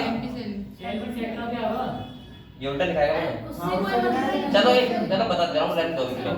इधर देखो, आप लोग ये बताओ, अब यहाँ पे अगर मैंने सुनो पहले सुन दो एक बार, अगर मैंने इससे काटा, सही है, इस डीएनए को, तो आप लोग बताओ कि ये वाला पीस चला नहीं जाएगा और चला जाएगा, यहाँ पे कौन जुड़ जाएगा? Desired gene. अगर डिजायर्ड जीन यहाँ पे जुड़ गया, ये वाला डिजायर्ड जीन, तो ये वाला कौन सा होगा बताओ? रिकॉम्बिनेंट, सही है। और अगर डिजायर्ड जीन नहीं जुड़ा तो वो कौन सा होगा? Non recombinant. तो ये तो हो गया रिकॉम्बिनेंट और नॉन रिकॉम्बिनेंट। दूसरा सुनो, अगर ये सेल के अंदर चला गया, किसके अंदर? मान ली ई कोलाई के अंदर चला गया, तो उसको बोलते हैं ट्रांसफॉर्मेंट। और अगर नहीं गया तो क्या बोलते हैं? बस ये बता रहा था मैं। अब दूसरी बात सुनो, सेलेक्टेबल मार्कर का मतलब इसलिए होता है बेटा क्योंकि यही से तो हम पता लगाते हैं कि यहाँ पे रिकॉम्बिनेंट है या ये रिकॉम्बिनेंट नहीं है, क्योंकि रिकॉग्निशन साइट बेटा इसकी यही तो है। आप लोग बताओ, अगर पहचान वाली साइट अगर यहाँ पे अगर ये बन जाएगा तो ये वाला वर्क ही नहीं करेगा फिर एम्बिसिलिन, और अगर नहीं होगा नॉन रिकॉम्बिनेंट होगा तो ये वर्क करेगा, क्योंकि एंटीबायोटिक रेजिस्टेंट जीन का मतलब होता है ऐसा जीन जो उस मीडियम में अगर उसको ग्रो कराओगे तो वो ग्रो कर जाएगा। एंटीबायोटिक का रेजिस्टेंस का मतलब क्या होता है? रोकने वाला, उसको सर्वाइव करने देगा। जैसे सपोज मानो अभी यहाँ पे ऐसा हो, कोई ऐसा जीन पड़ जाए, जैसे एक कमरा है मान लिया, सपोज मानो एक कमरा है और आपके अंदर ऐसा, उसमें क्या है? बहुत सारे वायरस हैं। उन वायरस में अगर नॉर्मल आदमी जाएगा मर जाएगा। उन वायरस का हम लोग तुम्हारे अंदर ऐसा कोई जीन डाल दें जो उसके रेजिस्टेंस हो, उसको रेजिस्टेंस करे, रोके आप लोग, तो आप लोग वहां सर्वाइव कर जाओगे, बकायदा मर जाएंगे। तो आपके अंदर वो जीन क्या कर रहा है? सेलेक्टेबल मार्कर का काम, मतलब पहचान करने का काम, क्योंकि हम फिर उसी मीडियम में ग्रो कराते हैं ना। आए समझ में? जिसका लगा होता है एंटीबायोटिक रेजिस्टेंट जीन। तो यहाँ पे बस इतना दिखाया गया है इस वाले में, आप लोग टेंशन ना लो, समझ में आएगा, समझने का प्रयास करो खाली। यहाँ पे इतना दिखाया गया है खाली कि ये क्या है? एक वेक्टर है। क्या है ये? इसको बोल सकता हूँ प्लाज्मिड, बोल सकता हूँ, क्या बोल सकता हूँ? यहाँ पे बेटा खाली इतना दिखाया गया है। अभी मैं आपको बहुत सारी चीजें बताऊंगा, रुक जाओ, लेकिन इसके बारे में पहले इतना समझ लो। यहाँ मैं ये कह रहा हूँ, एक आर्टिफिशियल प्लाज्मिड है जो 322वें नंबर का है, जो उस लैब में बनाया गया था। जो बनाया था वो कौन थे? बॉलिवर और रेड्रिग्यूज थे। और यहाँ पे स्पी का मतलब क्या है? प्लाज्मिड। मैंने कहा था प्लाज्मिड के अंदर क्या होते हैं? एंटीबायोटिक रेजिस्टेंट जीन होते हैं। वैसे बहुत सारे हो सकते हैं, लेकिन यहाँ पे खाली दो दिखाए तो उनके नाम याद करो। एक होता है एम्पिसिलिन और एक होता है टेट्रासाइक्लिन। दूसरी बात मैंने क्या बोला? दूसरा मैंने ये बोला कि इस ये क्या है बेटा? सारे ये वाला, ये वाला, ये सब, ये क्या है? Restriction enzyme. कौन है? और मैंने आप लोगों को ये पहले ही बताया, रेस्ट्रिक्शन एंजाइम की एक रिकॉग्निशन साइट होती है कि जो रेस्ट्रिक्शन एंजाइम जहां से कट करेगा, जो पैरेंडोमिक सीक्वेंस बनाएगा जहां से, वो वहीं से कट करेगा। तो यहाँ से हमें ये नहीं पता लग रहा है क्या कि टेट्रासाइक्लिन जो एंटीबायोटिक रेजिस्टेंट जीन है, वहां पे दो रेस्ट्रिक्शन एंजाइम की रिकॉग्निशन साइट है, एक बॉम एच फर्स्ट की और एक किसकी है? सेल फर्स्ट की। और यहाँ पे हमें ये नहीं पता लग रहा है कि एम्पिसिलिन एंटीबायोटिक रेजिस्टेंट जीन जिसमें लगा हुआ है, इसकी दो रेस्ट्रिक्शन एंजाइम की रिकॉग्निशन साइट है, पीबीओ फर्स्ट की और दूसरी किसकी है? पीएसटी फर्स्ट की। सही है। अब दूसरा मैं आपसे क्यों कह रहा हूँ कि ये वाले दोनों सही होते हैं, ये वाले वर्क क्यों करते हैं? क्योंकि बेटा इससे हम सेलेक्ट बाद में पहचान कर पाएंगे कि कौन सा रिकॉम्बिनेंट है, कौन सा नॉन रिकॉम्बिनेंट है।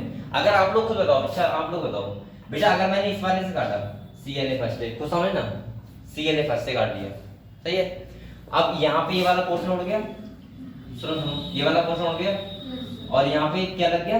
Desired gene. अब तुम बताओ कैसे पहचान करोगे कौन सा हमारा है, कौन सा रिकॉम्बिनेंट है, कौन सा नॉन रिकॉम्बिनेंट है? उसी तरह उसमें डाल दिया जाएगा। किसमें? अरे वो उसमें है, बताओ। दिन आएगा। नहीं पता लग पाएगा। कैसे बताओ? मैं ये कह रहा हूँ, ये देखो, अगर जैसे बच्चों को कंफ्यूजन है ना कि सर हम इसी को क्यों यूज करेंगे, इसको यूज क्यों करेंगे, ये काम का क्यों है? ये देखो, मैंने ध्यान सुनो, तुम भी सुनो बेटा, ये दो एंटीबायोटिक जीन है, एक टेट्रासाइक्लिन एक एम्पिसिलिन। इसके अलावा अगर हम किसी रेस्ट्रिक्शन एंजाइम से और से काट रहे हैं, जैसे इससे नहीं काटेंगे ना इससे काटेंगे, ना इससे और ना इससे कट करेंगे, ठीक है। अभी तो देखो, ये देखो, कॉपी मत देखो, अगर हम इससे कट करें CLA फर्स्ट से, सही है, तो आपको बताया कि जो डिजायर्ड जीन लगेगा वो यहाँ लगेगा। अब आप बताओ, आप रिकॉम्बिनेंट और नॉन रिकॉम्बिनेंट में कैसे पहचान कर पाओगे? कोई तरीका बचा आपके पास? क्योंकि आप लोगों के पास तो यही दो सिलेक्टेड मार्कर थे ना जिससे आप पहचान कर रहे थे, उससे कैसे कर पाओगे? उसमें तो लगा हो ना लगा हो, वो तो दोनों ही गिरो कर जाएंगे, दोनों ही मर जाएंगे। अब आप लोग बताओ, अब मैंने यहाँ पे डिजाइन जोड़ दिया, अब मुझे पहचान करना है रिकॉम्बिनेंट और नॉन रिकॉम्बिनेंट। क्या आप लोग बताओ, बेटा मेरे पास तो एंटीबायोटिक दोनों दो ही है खाली ना। अब मैं एम्पिसिलिन में ग्रो कराऊंगा तब भी दोनों कर जाएंगे, चाहे वो रिकॉम्बिनेंट हुआ चाहे वो, और अगर मैं टेट्रासाइक्लिन करवाऊंगा तब भी दोनों ग्रो कर जाएंगे, क्योंकि दोनों के पास एंटीबायोटिक रेजिस्टेंस जीन अभी लगा हुआ है। अब मैं कैसे पहचान करूंगा कि कौन सा रिकॉम्बिनेंट है और कौन सा, आया समझ में? आया समझ में कि हम लोग क्यों सेलेक्टिव मार्कर की जगह पे ये वर्क करवाते हैं, कट क्यों करवाते हैं? सेलेक्टिव मार्कर का मतलब इसीलिए तो मैं बोल रहा हूँ, सेलेक्ट मार्कर मतलब पहचान करने वाला, पहचान कर पाए हम बाद में कि हमारे कौन सा है दूसरा कौन सा है, समझ गए? अभी सपोज मानो बेटा एक बार बताओ आप लोग, अब मैं ऐसे कैसे बताऊं नॉर्मली? हाँ हम अगर यहाँ पर अगर डिजायर्ड जीन को जोड़ेंगे तो मतलब वहाँ पर ये दो कंडीशंस कैसे बनेंगे कि या नॉन होगा या रिकॉम्बिनेंट होगा? फिर सुनो, ये देखो मैं वही तो बता रहा हूँ, इधर देखो, हाँ सुन लो ये भी ऐसे सुनो तो ये कोई बेटा इतना बड़ा चीज नहीं है डीएनए कि तुम ऐसे करके सोचो, सेल के अंदर की डीएनए की बात हो रही है। ये ऐसा नहीं है कि तुम जो हम साइकिल की टायर की बात कर रहे हैं, जो अगर पहचान होगी उसमें हीरो लिखा हुआ है तो हीरो का टायर है, और अगर दूसरा लिखा हुआ है दूसरा टायर है। अगर डिजायर्ड जीन होगा तभी तो रिकॉम्बिनेंट।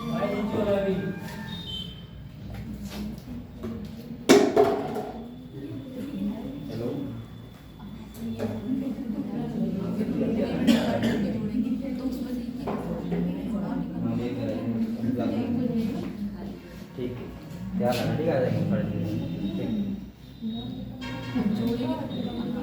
बेटा आप लोग ये बताओ, ये देखो आप लोग ये बताओ कि यहाँ पे मैं ये बताना चाह रहा था कि सेलेक्टिव मार्कर का मतलब ये तो होता है। अब आप लोग एक बार बताओ मुझे, जैसे सपोज ये छोड़ दो, हटाओ। सर मैं सिर्फ कंडीशंस पूछना चाह रही हूँ कि नॉन रिकॉम्बिनेंट कब बनेगा? नॉन रिकॉम्बिनेंट तब बनेगा, सुनो सुनो, जब डिजायर्ड जीन हमारा ना जुड़े और ये रीजॉइन हो जाए, दोबारा कट हो गया मान ली, फिर से रीजॉइन होगा और वो ना जुड़ पाए तो वो कौन सा रहेगा? Non recombinant. और अगर इसमें डिजायर्ड जीन जुड़ जाएगा तो कौन सा बन जाएगा? रिकॉम्बिनेंट। लेकिन मैं ये समझाना चाह रहा हूँ बेटा तुम्हें सही से कि बहुत अच्छी चीज समझ पाना कि सर हम यहीं पे यूज क्यों करते हैं इसका, ये समझ गए आप लोग? क्योंकि सेलेक्टिव मार्कर वाली जगह पे करोगे तो इसका मतलब तुम पहचान हो जाएगी ना, क्लियर हुआ? तो आप लोग बताओ, अब इधर देखो दूसरा ये कौन सी साइड है? ओआरआई। ओआरआई का मतलब क्या है? रेप्लिकेशन, यानी ओरिजिन ऑफ रेप्लिकेशन। आर का मतलब क्या है? आर इतना यूज जाओ, हाँ आर का मतलब रेप्लिकेशन ही है, लेकिन इतना क्यों ज्यादा सोच रहे हो? बता रहा हूँ आर का मतलब ओरी। ये देखो एक ये कौन सा होता है? ओरिजिन ऑफ रेप्लिकेशन का मतलब होता है, अब सुन लो फिर सुन लो, जहाँ पे एडेनिन और थाइमिन ज्यादा होते हैं नाइट्रोजन बेस, जहाँ पे डबल हाइड्रोजन बॉन्ड क्या होते हैं? ज्यादा होते हैं, तो वो कौन सी साइड होती है? ORI side.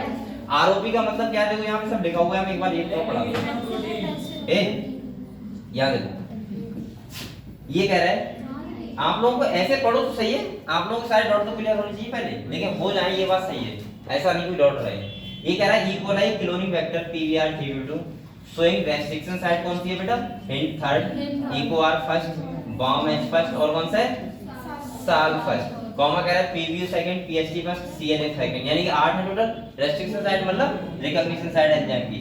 अगले कह रहा है ORI and antibiotic resistance gene, ए बोलो मत, एम्पिसिलिन और कौन सा दूसरा? टेट्रासाइक्लिन। कह रहा है ROP codes for the proteins involve in the replication of the plasmid, यानी कि जो रेप्लिकेशन होगा उसमें हेल्प करेंगे कौन से प्रोटीन? ये वो डिसाइड कौन करता है? ROP। ये मैंने एक जगह और भी पढ़ा था, ROP का मतलब होता है ये डिसाइड करता है कॉपी नंबर, चलिए लो डिसाइड करता है क्या?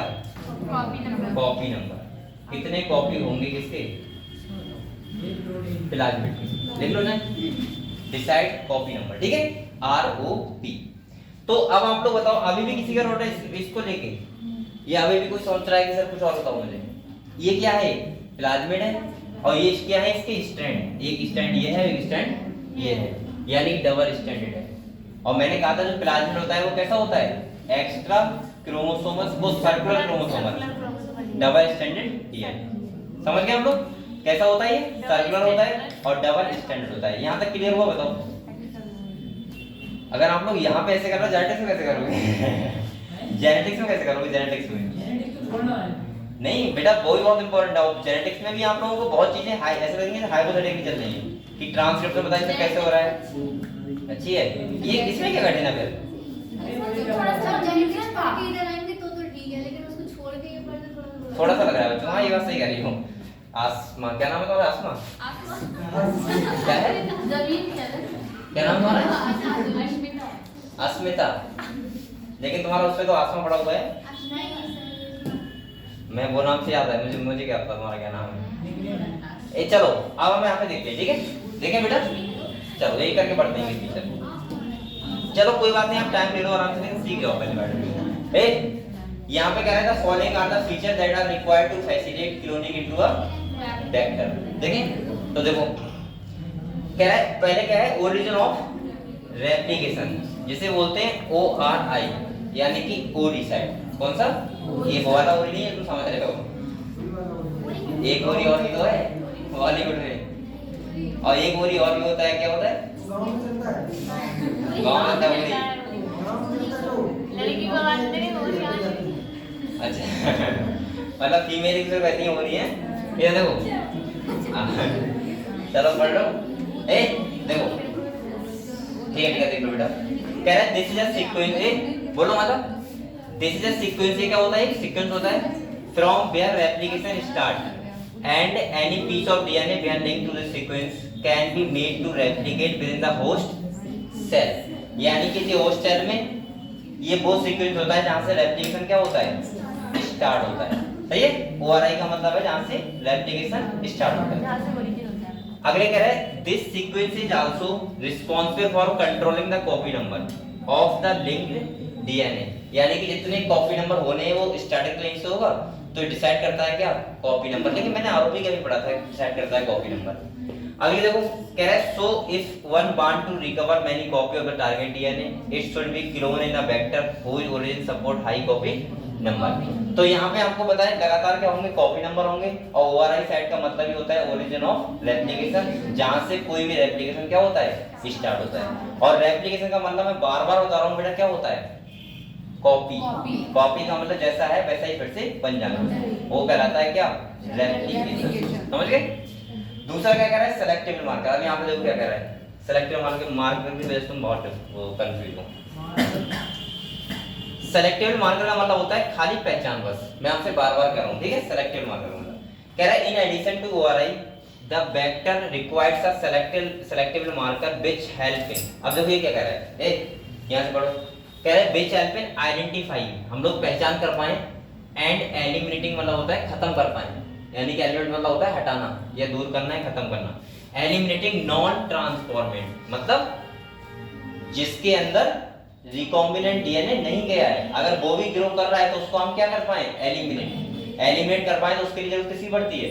सेलेक्टिव मार्कर की।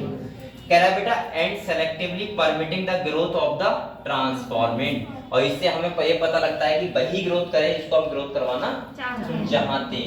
समझ गए आप लोग?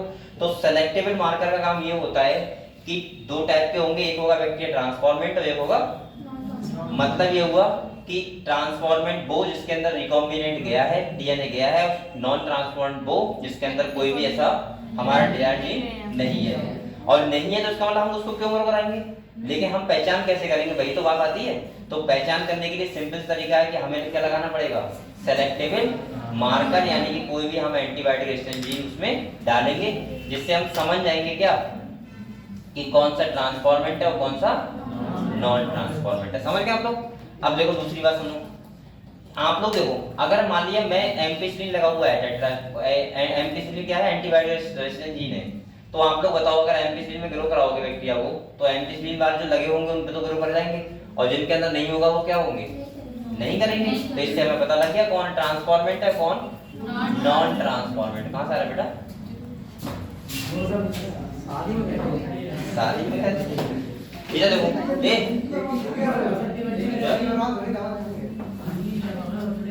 चलो ये किसका बर्थडे है? भाई का बर्थडे है। अच्छा चलो बेटा जी रात साल नाम। आइए देखो यहाँ पे कह रहा है, तो मैंने क्या बोला? यहाँ पे कह रहा है which help in identifying the and eliminating non-transformant and selectively permit the growth of the transformant। इससे हमें ये पता लगता है कि कौन से ट्रांसफॉर्मेंट है और कौन से नॉन ट्रांसफॉर्मेंट। पंखा चलो बेटा, अभी क्लियर हो जाएगा। अगले देखो कह रहा है transformation is a procedure through which a piece of DNA is introduced in a host bacteria. ये कह रहा है, अगले में पढ़ेंगे। Normally the genes encoding resistance to antibiotics such as ampicillin हो गया तुम्हारा। दूसरा कौन सा है ये? हाँ, पिलोरा एम्पिकॉल। तीसरा टेट्रासाइक्लिन, चौथा कानामाइसिन। ये सब के नाम याद रखना, ये सब होते हैं एंटीबायोटिक रेजिस्टेंस जीन। अगले कह रहा है ETC are considered useful selectable marker for E coli. The normal E coli cell do not carry resistance against any of these antibiotics. तो आप लोगों को यहाँ पे ध्यान रखना है, सबसे पहले ये ध्यान रखना है कि हम लोग सेलेक्टेबल मार्कर का यूज क्यों करते हैं। ये वाला स्टेटमेंट ध्यान रखना, ये वाला, which help in identifying and eliminating non-transformant and selectively permit the growth of the। ये स्टेटमेंट में दे सकता है, नहीं पे ध्यान रखना। अब वो उल्टा सीधा कर देगा, फिर तुम कहो लिखा हुआ था ट्रांसफॉर्मेंट नॉन ट्रांसफॉर्मेंट, ठीक है। यहाँ ये मत सोचना आप लोगों को उसके बाद में पता होना चाहिए। तो वे एलिमिनेट कौन से करने हैं? Non transformant. अभी तो कन्वर्ट, और इसके बाद ए ग्रोथ कौन से किसी करवाने? ट्रांसफॉर्मेंट, ठीक है। और ये डिसाइड कौन करता है, पता कौन लगवाता है?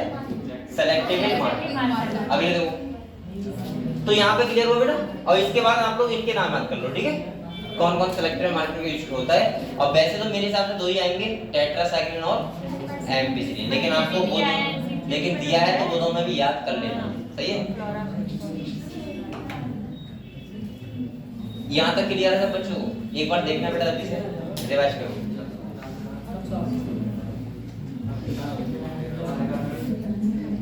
सब रिवाइज करो।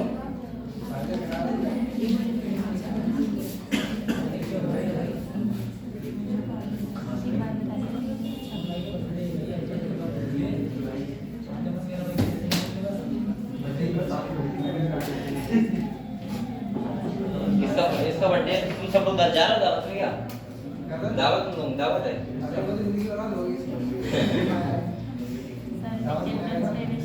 बर्थडे क्या तो दावत होती है और क्या होता है बेटा? यहाँ तक हम लोग रिवाइज कर लिए, बताओ क्या बोलते रिवाइज?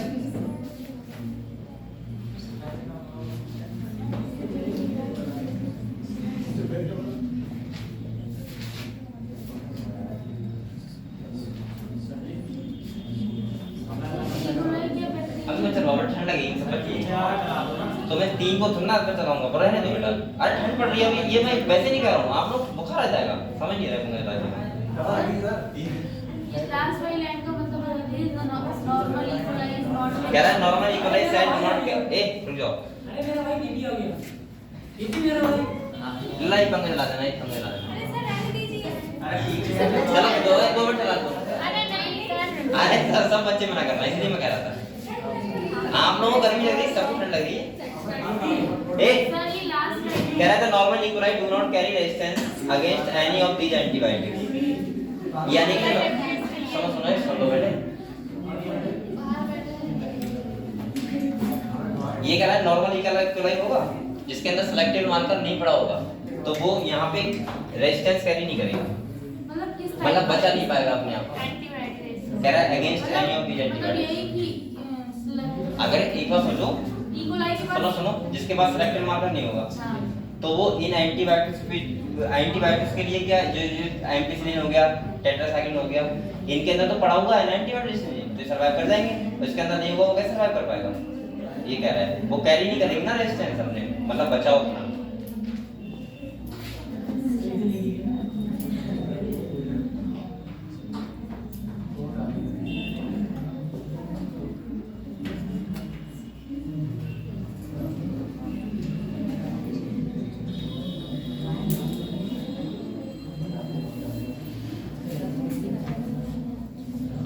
पढ़ाई कर रहे हो तो मेहनत से हैं? पढ़ाई कर रहे हो? ऐसे कितने बच्चे यहाँ पे जो लगभग यहाँ से जाने के बाद 5-6 घंटे पढ़ाई कर लेते हैं? है यहाँ पे है कि बच्चे? अरे बता दिया करो, नहीं कोई नजर मार देगा। कोई कह रहा है कि हम पढ़ाई नहीं करते तो नजर कम मारेगा। कौन पढ़ता है? पढ़ते हो? 6 घंटे तो काफी बच्चे पढ़ लेते होंगे, काफी बच्चे पढ़ लेते हैं।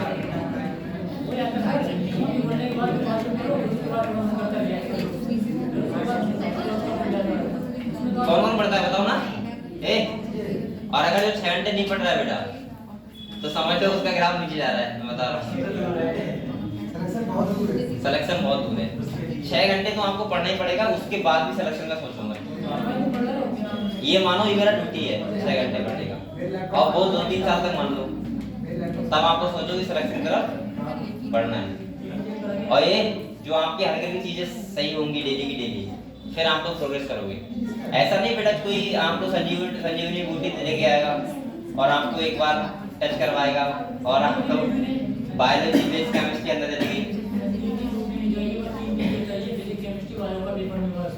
हाँ वही कह रहा हूँ, मैं ये कह रहा हूँ अगर आप लोग पढ़ाई या देखो अगर आप लोग पढ़ाई नहीं करोगे तो ऐसा नहीं कि यहाँ पे आमिर खान की मूवी का है ट्रांसफर कर देगा कि भाई जाओ बायोलॉजी ट्रांसफर कर दिए जाओ पेपर दे आना, ऐसा कुछ नहीं होगा। तो आप लोगों को बेटा खुद से मेहनत करनी होगी, ठीक है। और उसका सीधा सिंपल उपाय है कि जितना पढ़ाया है उतना पढ़ो, पहले जाके वो चीजें समझ में आनी चाहिए, और फिर दूसरा पीछे का क्या करते रहो, रिवाइज करते रहो, ठीक है। और बकाया आप लोग एक्स्ट्रा कुछ ज्यादा मत सोचो और ना ज्यादा कुछ पढ़ो, ठीक है। फिजिक्स केमिस्ट्री और बायोलॉजी, ठीक है। और वो मैंने कल देखा था ग्रुप में एक बच्चा, क्या नाम है उसका, हेमंत, कहता है बिल्कुल एक नंबर का। उसमें ग्रुप में मैसेज कर रहा है कि क्या कर रहा है, हेल्थ इशू या डाटा, मतलब गधा यहाँ पे कभी नहीं आता है। अगर कोई ऐसा बच्चा दिखता भी जो यहाँ बौखान रहता है डेली, तो मैं ठीक है उसको जवाब देता कि बेटा आज मेरी क्लास चेंज हुई थी क्योंकि आज केमिस्ट्री वाली मैम थी। ऐसा बच्चा दिख रहा है जो कभी यहाँ पे आता नहीं पढ़ने, उसे ऑनलाइन क्लास चाहिए, वो है एक लड़का आता है एकदम गंदे लगता है मुझे। दूसरा नहीं, और इतना आदमी को नहीं, पहली बात तो ये इतना अपने अंदर अकाउंट नहीं चाहिए कि अगर आप लोग डायरेक्ट टीचर कुछ मतलब लिख रहे हो अपने पर्सनल मैसेज तो कोई दिक्कत नहीं, चलो चलता है, ठीक है। बच्चे हो बड़े हो गए, हाँ वो कोई दिक्कत नहीं ठीक है। मुझे पता है बड़े बच्चे सब यहाँ पे छोटे छोटे हैं जिसमें मैं डांटूंगा कि 8वीं के बच्चे कुछ गलत बोल रहे हैं या मुझे कुछ भेजना है तो ऐसा पर्सनल कोई इफेक्ट पड़ेगा। लेकिन आप लोग ग्रुप में तो सोच सकते हो ना कि हम किसी टीचर के लिए क्या बोल रहे हैं, किसी के लिए नहीं, मेरे लिए नहीं, किसी के लिए मैं बोल रहा हूँ क्यों क्या लिख रहे हैं, ग्रुप में सोचना चाहिए थोड़ा सा। और वो बच्चा देखें फिर जो कोचिंग ऑफलाइन कभी नहीं आता, पता ही नहीं क्या चलता है ऐसा ग्रुप में। मैं सबके लिए कर रहा हूँ, मैं अपने लिए नहीं कर रहा हूँ, सबके लिए कर रहा हूँ बेटा। मैं मेरा मतलब नहीं है ए। और दूसरा सुनो, लेकिन ग्रुप में कुछ लिखने से पहले सोचना चाहिए एक बार कि यहाँ पे 150 बच्चे हैं, अगर आप कोई बात नहीं होगी उसका सारे बच्चे देखेंगे, समझ रहे हो। या फिर मैं उसे तुरंत ही उसे हटा देता ग्रुप से, बताओ उसे कैसा लगता, सही लगता क्या, बेकार लगता ना। और ये मैं हटा सकता हूँ उसे, ऐसा ना कि वो कोई उसने डीएम द्वारा परमिट बनाया हुआ है कि ग्रुप में कुछ भी लिखूंगा तब भी रहूंगा। तो इसीलिए आप लोग सोचना चाहिए, अगर आप लोग गए और आगे बात सुनो, अगर आप लोग कोई बात करनी हो आगे तो आप पर्सनल मैसेज किया करो, लेकिन ग्रुप में कोई ऐसी फालतू बात मत लिखा करो। किसी भी टीचर के लिए, मैं अपने लिए नहीं कर रहा हूँ, किसी के लिए भी कर रहा हूँ, ठीक है। अगर आपको कोई पीडीएफ मांगनी है ग्रुप में लिखने से क्या फायदा, वहाँ सब बच्चे देखते हैं और फिर वहाँ पे हम लोग तो इग्नोर करते हैं उसको तुरंत ही।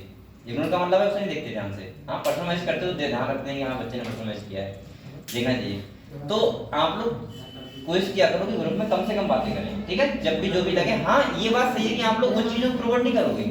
अगर किसी ने कोई पीडीएफ भेजा है तो उसको तो लाइक नहीं करोगे, मतलब तब लाइक करना चाहिए कि टीचर ने किसी ने बेचारे ने पीडीएफ भेजा है, चाहे कोई सर देव सर सही है, केमिस्ट्री मैम सही है, मैं सही, तो उसको तो आपको प्रमोट करना चाहिए, उसको आप लोग लगातार लाइक करो तो अच्छा लगता है टीचर को भी हमने भेजा है, बच्चे मतलब लाइक कर रहे हैं उसको तो कोई नहीं देखेगा ऐसी बातों को लाइक करेंगे। किसी ने कोई कॉमेडी सी वो लिख दिया तो उसमें है मतलब वो वाला बना दिया, ये बना दिया, कमाल है।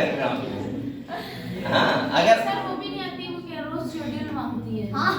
वो आरू नाम से आता है, आरू नाम से आता है वो, उसे खाली इससे मतलब है शेड्यूल चाहिए उसे नहीं। और सुनो सुनो ए बोलो मत, और उसे ये चाहिए कि आज क्लास होगी या फिर नहीं होगी, होगी क्यों होगी, किसकी होगी क्यों नहीं होगी। पढ़ने से, पढ़ाने से, कोचिंग आने से कोई मतलब नहीं है, किस टाइम आना है किस टाइम नहीं आना है, पढ़ाई करना है कोई मतलब नहीं है। पता नहीं कैसे बच्चे, चलो ठीक है कोई बात नहीं। आप लोगों को क्या बता रहा हूँ मैं, वहां पे आप लोग बल्कि कोई टीचर को जैसे हम माने प्रिंसिपल ने भी लिखा कि छुट्टी है आपकी, उसमें कुछ किया को ज्यादा से ज्यादा बच्चे सपोर्ट करें, लाइक करें उसको कि हाँ आप लोगों ने देखा और खुश हुए उस बात से। या छुट्टी नहीं है या कुछ भी और भी बात है, कुछ टीचर ने कुछ पीडीएफ भेजी, नहीं मैं बता रहा हूँ, ये फ्री बता रहा हूँ, ये कितने बच्चे बड़े वाले कर रहे हैं। और वहाँ लाइक किस बात पे करता है, कोई बच्चा वहाँ कोई ऐसा कोई बात लिख दे जो नॉनसेंस होगी बिल्कुल, उस वाले पे फिर 3-4 बच्चे आ जाएंगे। एक बार बोलते वो संडे को डाल दिया उसमें, किसमें? एक बार ग्रुप में डाल दिया संडे को। हाँ उसमें बहुत कमेंट लगा था। गेम वाले इससे अच्छा तो सर मैसेजेस बंद रहते हैं ना, तभी सही रहता है। वो रेडमी वाला तो फिर उनका मतलब लेकिन उसमें ये लगता है ना कि बच्चों को फिर मैसेज करने का रूटीन होता सही लगता है, हाँ सर ठीक है, होना चाहिए। ऐसे तो कुछ- लेकिन आप लोग उसको सपोर्ट किया करो जब कोई टीचर मैसेज किया करे, ऐसा नहीं कि आप लोग, हाँ कुछ बच्चे होते हैं जो लाइक करते हैं, मैं देखता हूँ लगातार, लेकिन कुछ बच्चे होते हैं ना मतलब नहीं है, क्या हो रहा है और देख लिया बात करना। चलो अगले आ जाओ। ठीक है बेटा, आप काम करने दो। हो गया टाइम हो गया, एक बार से पढ़ लेते हैं, फिर कल को मैं दोबारा सुना दूंगा, ठीक है? इधर देखो, बोलो मत बेटा। 10 मिनट है, 10 मिनट। तो मैं सोच रहा था कि एक बार बता दूं, मैंने तो फोन भी किया था लेकिन उसने रिसीव नहीं किया। आपको कोई बात नहीं, उसमें सीधे कॉल लगाऊंगा आपको। ठीक, इधर देखो पहले, ये कह रहा है क्लोनिंग साइट। अब बेटा बोलो मत, इधर आ जाओ। अगले कह रहा है in order to link the LNDNA, बेटा बोलो मत, the vector need to have very few primarily single recognition site for the commonly used restriction enzymes. Basically मैंने कल आपको बताया था, ये आज भी बताया था, किसी भी रेस्ट्रिक्शन एंजाइम की जो रिकॉग्निशन साइट होती है वो कैसी होती है? सिंगल ही होती है। ऐसा नहीं, अगर सिंगल से ज्यादा होगी तो डीएनए वो बहुत फ्रेगमेंट में कट हो जाएगा, और हमें कहाँ चाहिए था? जहाँ से कट करना होता है, यानी कि हमें स्टिकी एंड बनाने होते हैं, वहां से हमें कट करना है, ठीक है? तो यहाँ पे कह रहा है presence of more than one recognition site with in the vector will generate several fragment which will complicate the gene cloning. आप लोग बताओ बेटा, अगर किसी एंजाइम की एक से ज्यादा रिकॉग्निशन साइट होंगी तो वो क्या फ्रेगमेंट डिवाइड नहीं रहेगा डीएनए? और हमें तो खाली एक जगह से काटना है ना, स्टिकी एंड बनाने हैं और जीन जो जोड़ना है उसमें कौन सा वाला डिजाइड जीन। तो इसका मतलब यह है कि रिकॉग्निशन साइट कितनी होनी चाहिए? सिंगल होनी चाहिए। इसमें डबल है। अगले कह रहा था लाइगेशन, हाँ डबल भी हो सकती है लेकिन सिंगल भी बेसिकली होनी चाहिए। कह रहा था ligation of LNDNA is carried out A R restriction site present in one of the two antibiotic resistance gene. अब यहाँ पे क्या कह रहे थे? यहाँ पे कह रहे थे हम लाइगेशन करते हैं, जोड़ते हैं LNDNA को, तो इसीलिए हम लोग जो एंटीबायोटिक रेजिस्टेंस जीन की साइट होती है वो कितनी होती है? 2। अगर एक से जुड़ जाएगा तो दूसरा बचा रहेगा। अगले कह रहा है फॉर एग्जांपल, अब देखो ये वही बात बता रहा है जो मैं बता रहा था इतनी देर से, इसको मैं दोबारा सुनाऊंगा, ठीक है? मतलब आप लोगों को आज पढ़ लेना पड़ेगा। इधर देखो बेटा, कह रहा है for example you can ligate a foreign DNA at the bond as first, ठीक है? साइट ये कौन सी है? टेट्रासाइक्लिन। कौन सी है? टेट्रासाइक्लिन। अब आप लोग बताओ, resistance gene in the vector PBR322, ये कह रहा है कि हमने अगर बैम एच फर्स्ट से वहां पे क्या जोड़ा है? LNDNA जोड़ा है, तो आप लोग बताओ वो साइट कौन सी है बेटा? टेट्रासाइक्लिन एंटीबायोटिक रेजिस्टेंस जीन की। कह रहा था recombinant plasmid will lose tetracycline आप resistance due to insertion of foreign DNA. आप लोग बताओ क्या जो रिकॉम्बिनेंट प्लाज्मिड होगा वो क्या टेट्रासाइक्लिन रेजिस्टेंस से हट नहीं जाएगा? क्योंकि वो हट जाएगा ना, वहां पे कौन जुड़ जाएगा? LNDNA। तो वो तो क्या हो गया, अब उससे रेजिस्टेंस था वो हटा, खत्म हो गया। तो यहाँ पे देखो कह रहा है but can still be selected out from non recombinant ones by plating the transformants on ampicillin containing medium. अब यहाँ पे कह रहा है लेकिन अभी कौन सा बचा है? एम्पिसिलिन बचा है। कौन सा बचा है? तो हम लोग एम्पिसिलिन वाले मीडियम में ग्रोथ करा के पता लगा सकते हैं कौन होगा रिकॉम्बिनेंट, कौन होगा ट्रांसफॉर्मेंट और कौन होगा सर टेट्रासाइक्लिन से नहीं पता चला क्या? कौन सा? इसमें क्या कह रहा है? टेट्रासाइक्लिन से तो बेटा हट जाएगा ना, वो इनएक्टिवेट हो जाएगा। अगले देखो, क्या मतलब? क्योंकि वहां पे तुम क्या कर रहे हो? LNDNA जोड़ रहे हो ना, किसको?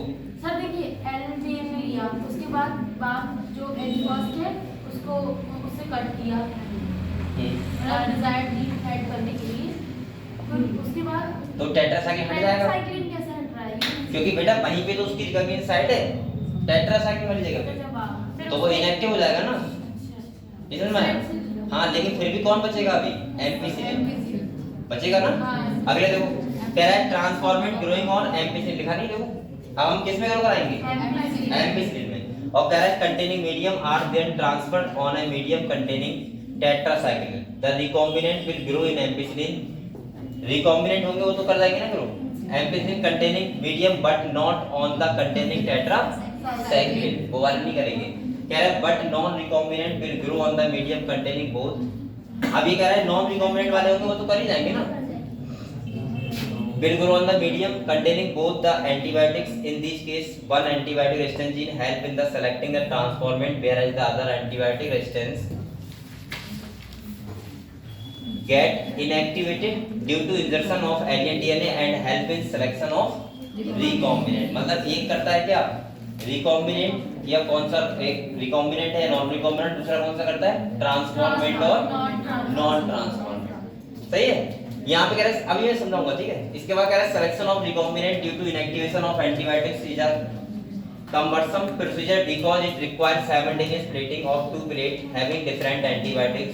Therefore, alternative selective marker has been developed which differentiate combinants from non-recombinants on the basis। ये तुम्हें डायग्राम समझ में आएगा ठीक है। अभी ये रहने दो ऐसे, सही है। तो इसमें डायग्राम से कल आपको और चीज समझाऊंगा ठीक है। ये सब चीजें कौन सा ट्रांसफॉर्मेंट, कौन सा नॉन ट्रांसफॉर्मेंट, कौन सा ग्रो करेगा और कौन सा नहीं करेगा ठीक है। क्योंकि इसे इस टॉपिक पढ़ने से फायदा नहीं है, सही है। और उसका मैं इसके नीचे ये देखो इसकी साइड से मैं ये सब बनवा दूंगा आपको ठीक है अच्छे तरीके से कि कौन सा कैसे करके हम बताएंगे ठीक है। चलो तो हम लोग एक बार रिवाइज करो बेटा, क्या हुआ है 3 मिनट बचे हैं।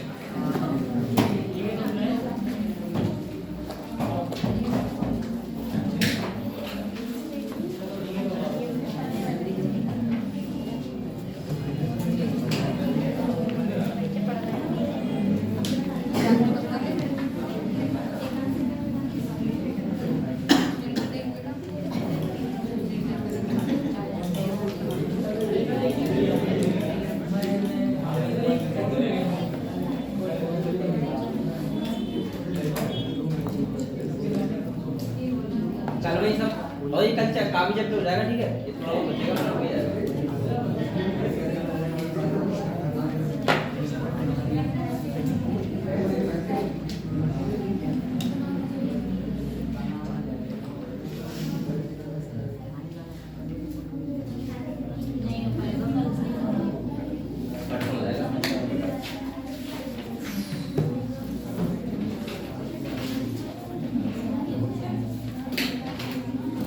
रिवाइज करो से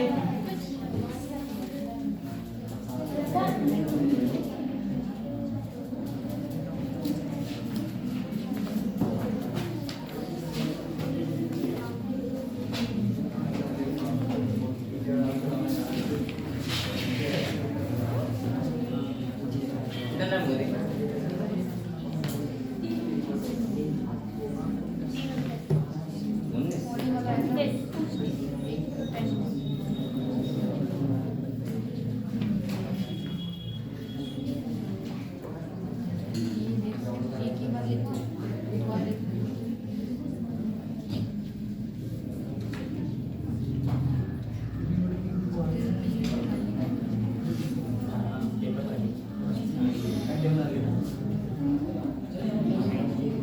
चलो ठीक बेटा, इसके बाद आप लोग केमिस्ट्री पढ़ो।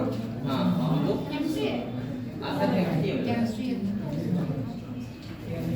आप ऐसे क्यों कर रहे हो बेटा? तो ऐसे कह रहे थे आपको नीट तैयारी कर रहे हो, आपको आईएएस पढ़ाया जाएगा।